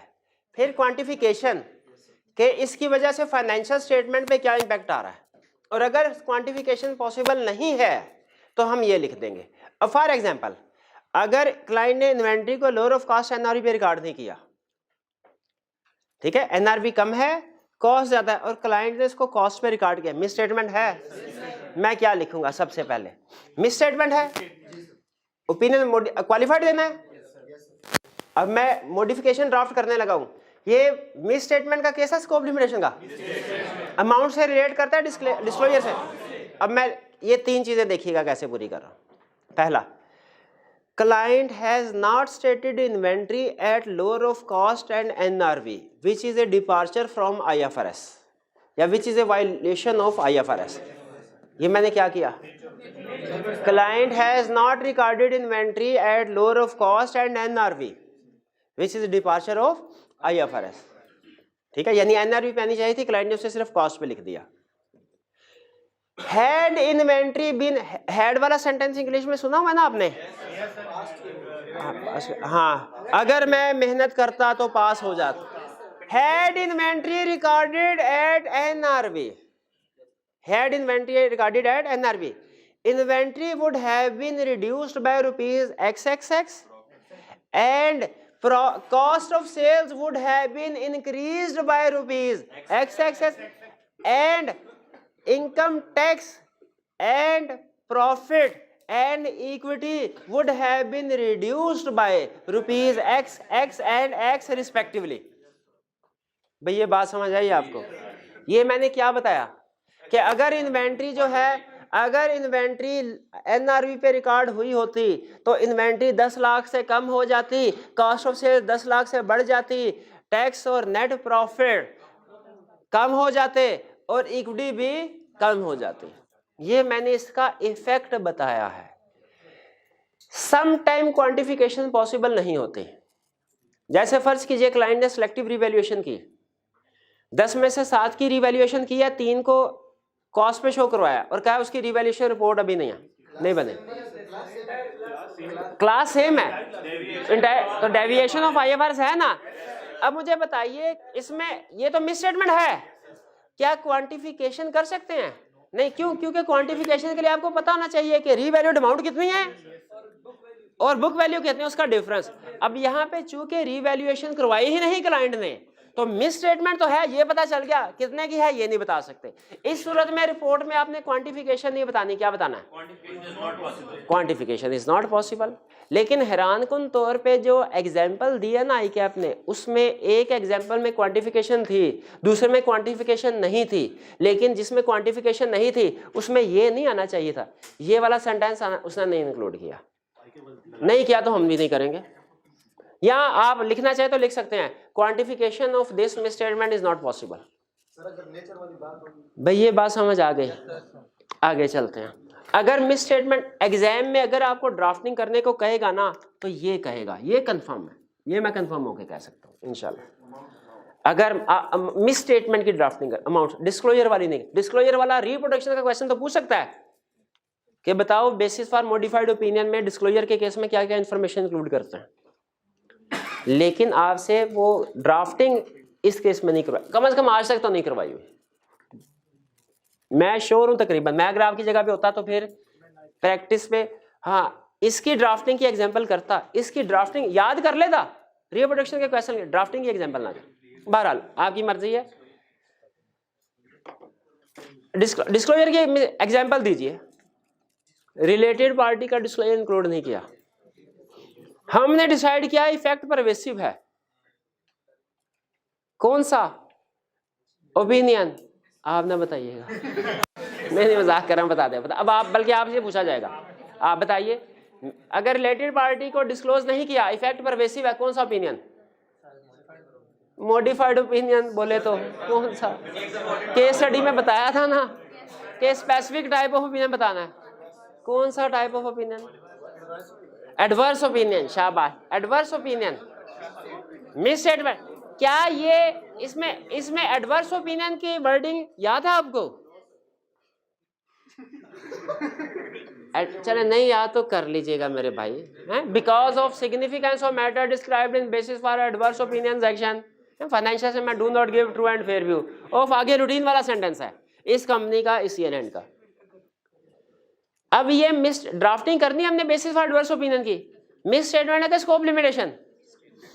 मिस स्टेटमेंट अमाउंट से रिलेट करती है कि डिस्क्लोजर से? डिस्क्लोजर से। अब इसमें आपने क्या करना है, डिस्क्राइब नेचर ऑफ रॉन्ग और नॉन डिस्क्लोजर। जैसे यहाँ पे नेचर ऑफ मिस स्टेटमेंट हमने बताए थे अमाउंट्स में, यहाँ पे भी नेचर ऑफ मिस स्टेटमेंट क्या कि रिलेटेड पार्टी का डिस्क्लोजर नहीं दिया, रिलेटेड पार्टी का डिस्क्लोजर नहीं दिया, ये बता देंगे। फिर कोशिश करनी है हमने, देखें अच्छा मुझे बताइए अपनी जजमेंट अप्लाई करें। यहां पे हमने कोशिश की कि मिस स्टेटमेंट की वजह से जो फाइनेंशियल स्टेटमेंट पे इंपैक्ट आया ना वो यूजर को बता दे ताकि वो रिवर्स वर्किंग करके सही पे पहुंच जाए। यहां पे हमें क्या कोशिश करनी चाहिए डिस्क्लोजर के केस में, उस डिस्क्लोजर को इंक्लूड कर देना चाहिए रिपोर्ट में। दूसरी बात यही कर रहा है, include omitted disclosure unless impracticable.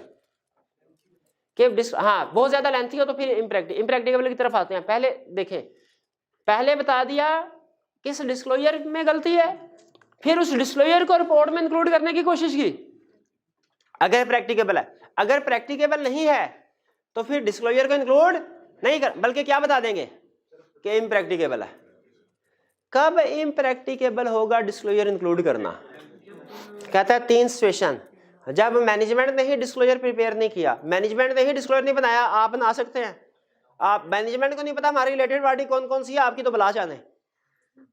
ऐसे ही है ना, मैनेजमेंट ने डिस्क्लोजर प्रिपेयर किया ही नहीं, आप उसको रिपोर्ट में इंक्लूड नहीं कर सकते। मैनेजमेंट ने किया लेकिन आपको नहीं दिया डिस्क्लोजर, नॉट प्रिपेयर्ड है, नहीं कर सकते, इम्प्रैक्टिकेबल है। नॉट अवेलेबल है, इम्प्रैक्टिकेबल है। और प्रिपेयर किया मैनेजमेंट ने, आपको दे भी दिया लेकिन वो टू लेंथी है, रिपोर्ट 2 सफ़ों की है, डिस्क्लोजर 10 सफ़ों का है, तो रिपोर्ट तो डिस्क्लोजर के अंदर गुम हो जाएगी। भाई रिपोर्ट 2 सफ़ों की हो, डिस्क्लोजर 10 सफ़ों का हो, तो हम ये नहीं कहेंगे रिपोर्ट में डिस्क्लोजर है, बल्कि ये कह रहे होंगे डिस्क्लोजर में रिपोर्ट है। तो वो कह रहा है इस सूरत में इंक्लूड कुछ बात समझ आई? मिस स्टेटमेंट के दोनों केसेस हो गए।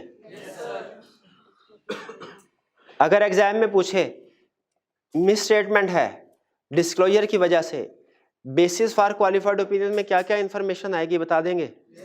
अगर पूछे मिस स्टेटमेंट है अमाउंट्स की वजह से, बेसिस फॉर क्वालिफाइड ओपिनियन में क्या क्या इंफॉर्मेशन आएगी बता देंगे?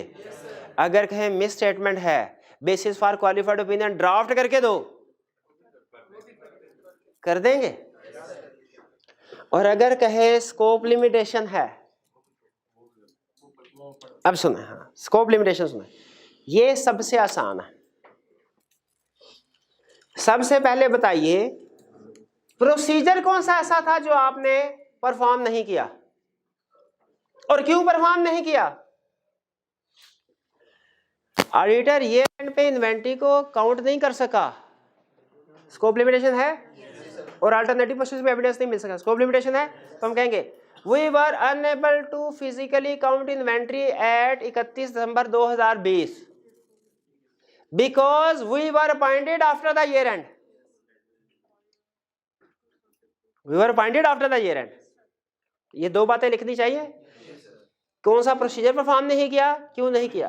फिर we were also unable to obtain evidence from alternative procedure. Alternative procedure की भी बात करनी चाहिए, बिल्कुल करनी चाहिए, क्योंकि अल्टरनेटिव प्रोसीजर के बगैर स्कोप लिमिटेशन बनती नहीं है। Therefore we are unable to verify whether inventory is fairly stated। फिर एंड में बता दो कि we are unable to verify, इसी वजह से हम वेरीफाई नहीं कर सके। चार चीजें भाई, कुछ समझ आए? है कोई माइका लाल क्लास में जो एक और स्कोप लिमिटेशन की ड्राफ्टिंग खुद कर सके? वो स्कोप लिमिटेशन होगी डेटर्स की। डेटर को कंफर्मेशन लेटर सेंड नहीं किया, अल्टरनेटिव प्रोसीजर से भी एविडेंस नहीं मिला, है कि जो जिसने ड्राफ्टिंग कर दी, इंशाल्लाह मेरी खुसूसी दुआ है इस अटेंड में वो पास।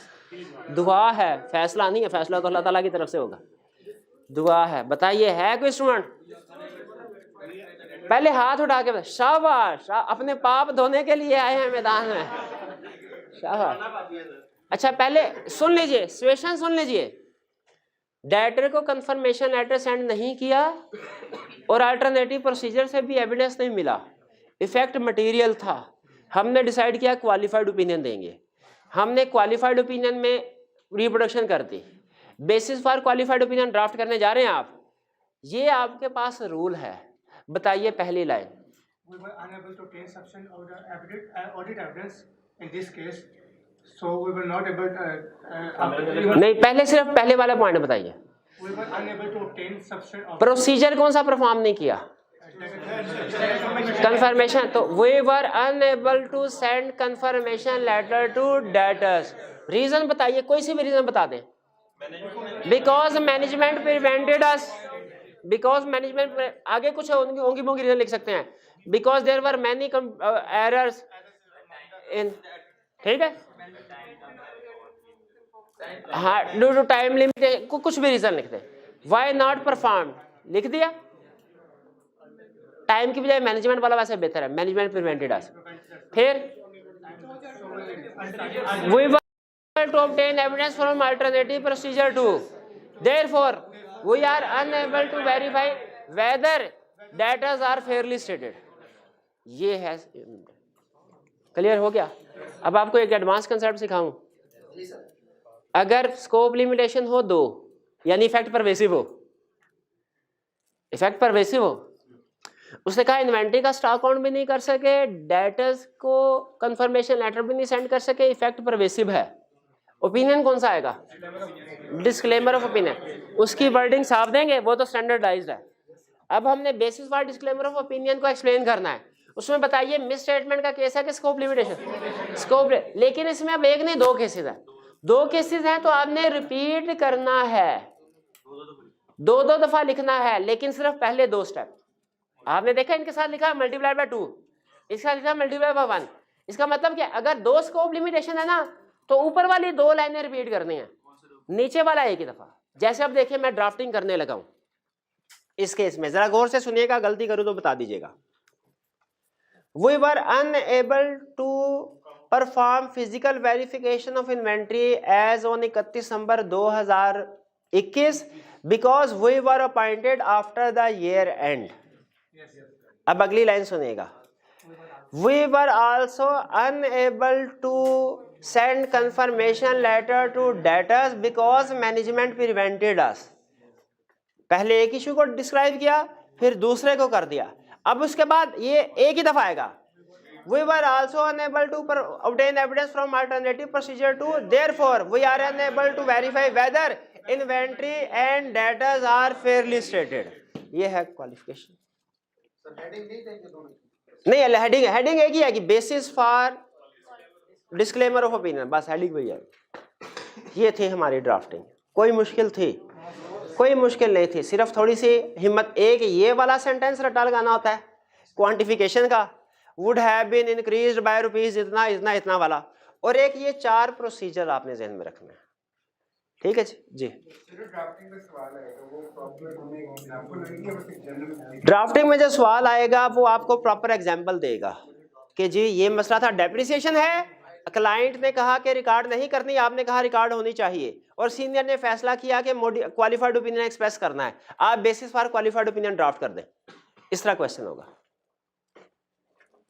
ठीक है, चलिए ये था हमारा तीसरा। अब आखिरी आज का कंसेप्ट क्या भला, ऑडिट रिस्क की न्यूमेरिक एग्जांपल और मैटर्स फॉर ओपिनियन। ठीक है, ये 1 मिनट के लिए ब्रेक दे दीजिए, हमें पॉज कर लीजिए जी। अब हम ऑडिट रिस्क मॉडल को दोबारा से स्टडी कर रहे हैं, लेकिन अब की बार हम इसको समझेंगे न्यूमेरिक एग्जांपल के जरिए से। इससे पहले आपको याद होगा रिस्क असेसमेंट के टॉपिक में हम पढ़ चुके हैं कि ऑडिट रिस्क कॉम्बिनेशन है 3 तरह के रिस्क का, इनहेरेंट रिस्क, कंट्रोल रिस्क और डिटेक्शन रिस्क। इन तीनों को मिलाएं तो उसे कहते हैं ऑडिट रिस्क, और इनहेरेंट रिस्क और कंट्रोल रिस्क को मिलाएं तो रिस्क ऑफ मटेरियल मिसस्टेटमेंट। शाबाश, बिल्कुल। अब हम इसका स्टडी करने लगे न्यूमेरिक रिलेशनशिप इनका आपस में क्या है।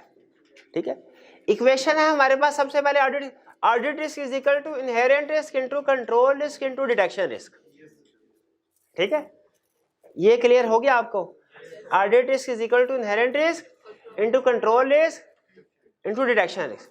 अच्छा, अब इसमें ध्यान में रखिए, इस इक्वेशन को देख के ये गलतफहमी जहन में आती है कि शायद इस इक्वेशन का मकसद है ऑडिट रिस्क को कैलकुलेट करना, है ना? मैथ पढ़ रहे होते तो यही होता ना, इन तीनों को मल्टीप्लाई करें तो ये।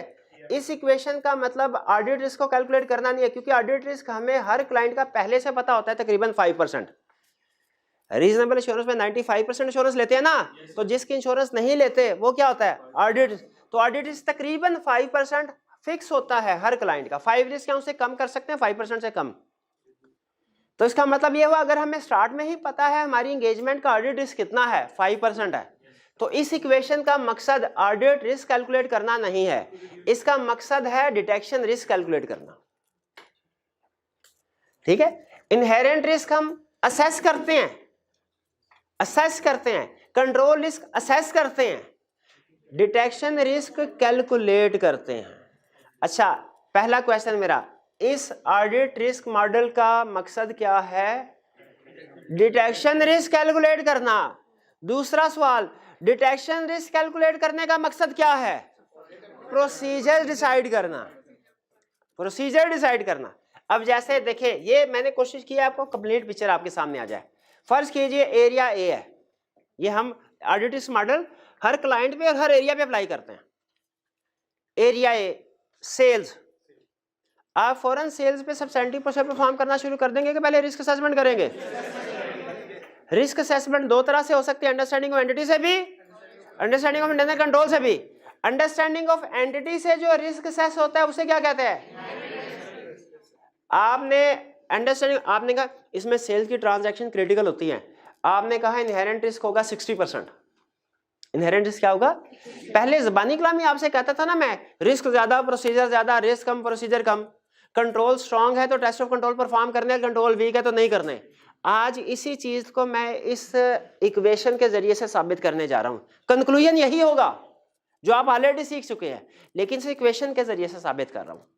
इनहेरेंट रिस्क 60% है, इसके बाद understanding of internal control obtain की, पता चला कंट्रोल 80% स्ट्रांग है, तो कंट्रोल वीक कितना है? तो कंट्रोल रिस्क कितना आया? इनहेरेंट रिस्क आपने अंडरस्टैंडिंग ऑफ एंटिटी से असेस किया 60%, कंट्रोल रिस्क आपने अंडरस्टैंडिंग ऑफ कंट्रोल से असेस किया 20%। इन दोनों को मल्टीप्लाई कर देंगे, इनहेरेंट रिस्क और कंट्रोल रिस्क क्या आएगा? रिस्क को जरा कैलकुलेटर से कैलकुलेशन करें, 60% इंटू 20% 12% ही आता है, 12% है। यहां तक क्लियर हो गए। अब इसका ऑडिट रिस्क क्या था? इस ऑडिट का ऑडिट रिस्क 4.8% डिसाइड हुआ था। आप कहते हैं 5% के आसपास होता है ना ऑडिट रिस्क, ऑडिट रिस्क 5, तो इसका वैसे 5% भी रख के किया जा सकता था, मैंने कैलकुलेशन सिंपल रखने के लिए 4.8 किया ताकि एग्जैक्ट आंसर हमारे पास आ जाए, वो तकरीबन 5% ही है। ऑडिट रिस्क हम कैलकुलेट करते हैं कि पहले से स्टार्ट से ही सेट हुआ होता है, पहले से ही सेट हुआ, 4.8 है। रिस्क ऑफ मटेरियल मिसस्टेटमेंट 12% है, ऑडिट रिस्क 4.8% है। डिटेक्शन रिस्क कितना आ गया? कैसे आया? डिवाइड करके देखिए, आता है। एग्रीड? नहीं समझ आई?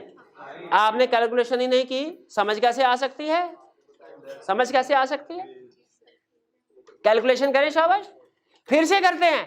एक दूसरा एरिया भी था, एरिया बी, इसमें इनहेरेंट रिस्क 60% ही था, लेकिन जब हमने कंट्रोल को अंडरस्टैंड किया हमें पता चला कंट्रोल 20% स्ट्रॉन्ग है। वी कितने परसेंट हुए? 80%। कंट्रोल रिस्क कितना आया?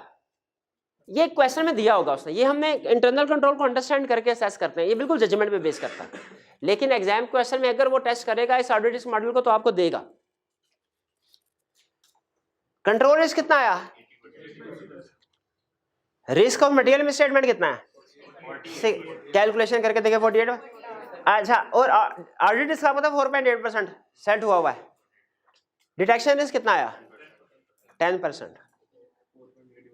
ये रिस्क सारी कैलकुलेशन कर ली, अब प्रोसीजर समझाऊं। AR मतलब ऑडिट रिस्क, AR मतलब ऑडिट रिस्क, ठीक है। ऑडिट 4.8% है। अब मैंने आपको रिस्क बता दिए, अब आपको बताना है प्रोसीजर। अच्छा, आपको एक बात बताऊं, वो जो हम कहते हैं ना high risk high procedure, low risk low procedure, में हाई रिस्क से मुराद ऑडिट रिस्क नहीं होता था, रिस्क ऑफ मटेरियल मिसस्टेटमेंट होता है। High risk high procedure, low risk low procedure, उसमें रिस्क से क्या मुराद होता था? Risk of material audit risk, risk of material misstatement. जरा मुझे बताइए, इसमें आपके सामने रिस्क ऑफ मटेरियल मिसस्टेटमेंट 12% है, इधर 48%। स्टूडेंट कहता है सर ये डिटेक्शन रिस्क है ना, तो जहां डिटेक्शन रिस्क ज्यादा है वहां ज्यादा प्रोसीजर, डिटेक्शन रिस्क कम है कम ये गलत है।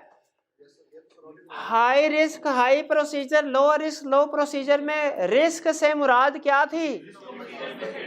डिटेक्शन रिस्क नहीं, ऑडिट रिस्क नहीं।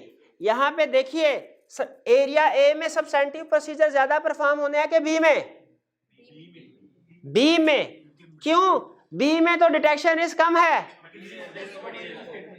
रिस्क ऑफ मटेरियल मिसस्टेटमेंट ज्यादा है।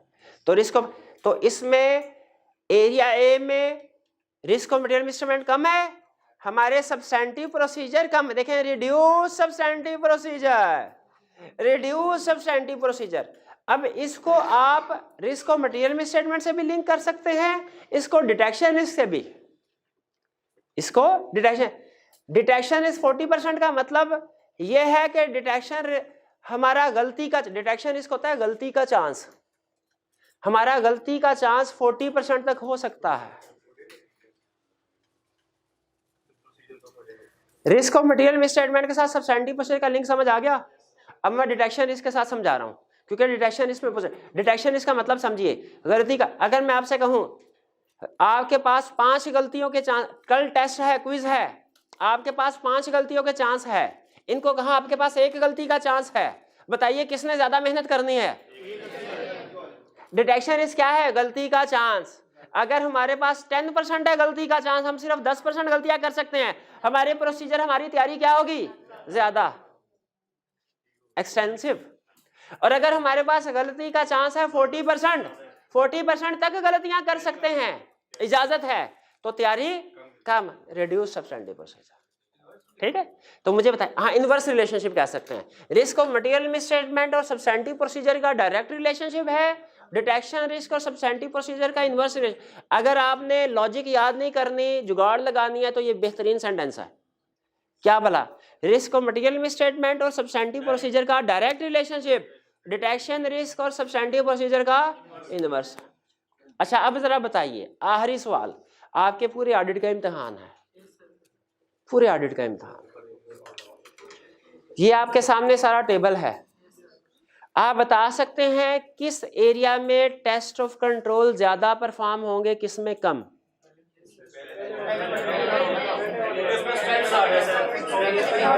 पहले वाले में ज्यादा होंगे, शाबाश, क्योंकि ये स्ट्रेंथ है, और दूसरे वाले में कम होंगे। देखिए यही, पहले वाले में चूंकि कंट्रोल ज्यादा स्ट्रॉन्ग है, एक्सटेंसिव टेस्ट ऑफ कंट्रोल, और दूसरे वाले में कम है, इस reduce test of control.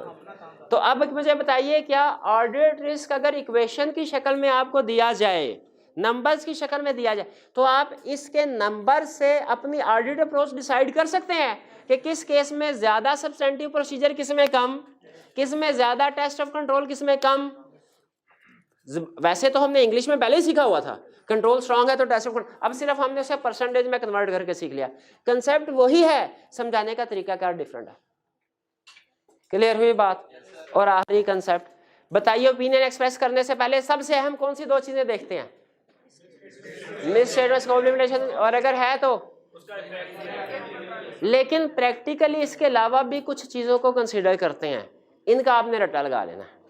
Exam में चांस नहीं है पूछेगा, क्योंकि केस स्टडी पूछता है, फिर भी एहतियातन, जहां पे हमने आई कैप की हर चीज की है तो हर चीज ही कर लेते हैं, कोई चीज नहीं छोड़ कि हमने काउंटिंग पॉलिसीज भी देखनी है, एडिक्वेटली डिस्क्लोज है कि नहीं। हालांकि ये सारे पॉइंट इनडायरेक्टली इधर कवर हो जाते हैं। क्यों? क्योंकि अगर काउंटिंग पॉलिसीज एडिक्वेटली डिस्क्लोज नहीं है तो वो मिसस्टेटमेंट है, क्योंकि counting policy consistently applicable financial reporting framework के मतलब मिसस्टेटमेंट है, क्योंकि काउंटिंग एस्टिमेट्स रीजनेबल नहीं है तो मिसस्टेटमेंट है, क्योंकि इंफॉर्मेशन सही तरीके से प्रेजेंट नहीं की गई मिसस्टेटमेंट है, टर्म्स गलत यूज की गई। हालांकि ये सारे उसमें कवर हो जाते हैं, लेकिन फिर भी जब आई कैप ने अलहदा से कहा हुआ है तो हम अलहदा से कहा। तो ये मैटर भी, ये रिप्रोडक्शन के क्वेश्चन के लिए है, 3-4 भी याद कर लें काम चल जाएगा, 3-4 भी याद कर लें काम चल जाएगा। भाई क्लियर हो गया? ये यहाँ पे हमारे सिलेबस का होता है इख्तिताम। यहाँ पे भाई का मोबाइल गिर गया, भाई का काम खत्म, आपका काम शुरू। इससे पहले मैं आपसे कहा करता था कि कोई सवाल है तो पूछ ले, और आप नहीं पूछते थे। अब वो वक्त है, आप मुझे ढूंढेंगे और कहेंगे सर आपसे सवाल पूछना है, और मैं कहूँगा वक्त नहीं बता दूंगा इंशाल्लाह। हाँ जहाँ पे, अच्छा ये एक पेज आपको दिया है, ये जिस तरह सब्सटेंटिव प्रोसीजर का पेज दिया था ना, उसी तरह ये कंट्रोल का प्रोसीजर है। इसमें भी हमने उसी स्टाइल में, यानी जो की कंट्रोल्स हैं ना, वर्ड्स हैं, वो आपके सामने रख दिए हैं। क्योंकि कंट्रोल एक्टिविटी, देखें अगर ये वर्ड याद हो गया तो इसका मतलब है, सर को भी बुला लीजिएगा, अगर ये वर्ड्स याद हो गए आपको, इसका मतलब कंट्रोल एक्टिविटी याद हो गई। अगर कंट्रोल एक्टिविटी याद हो गई, इसका मतलब टेस्ट ऑफ कंट्रोल और कंट्रोल ऑब्जेक्टिव भी याद है। आपको याद है ना, कंट्रोल एक्टिविटी को जेनेरिक फॉर्म में कन्वर्ट कर दे, कंट्रोल ऑब्जेक्टिव बन जाता है, और उसी में डॉक्यूमेंट्स वगैरह को ऐड कर दे और राइटर के पॉइंट ऑफ व्यू से बता दे, टेस्ट ऑफ कंट्रोल बन जाता है। तो ये पेज जो है ये आपको शेयर कर दिया गया, इससे आपने याद कर लेना। हाँ, रिवीजन और इम्पोर्टेंट टॉपिक्स ये इंशाल्लाह 1 या 2 दिन में मैं आपके साथ शेयर कर दूंगा, ठीक है। 1 या 2 दिन में रिवीजन टॉपिक्स, रिवीजन प्लान समझ लीजिए, रिवीजन। हाँ व्हाट्सएप कहेंगे, व्हाट्सएप का नंबर आप भाई का है ना, तो आप शेयर कर लीजिए। नहीं उस वाले भाई का। आज का आखिरी लेक्चर यहाँ पे ख़त्म करते हैं हम। अल्लाह हाफिज़।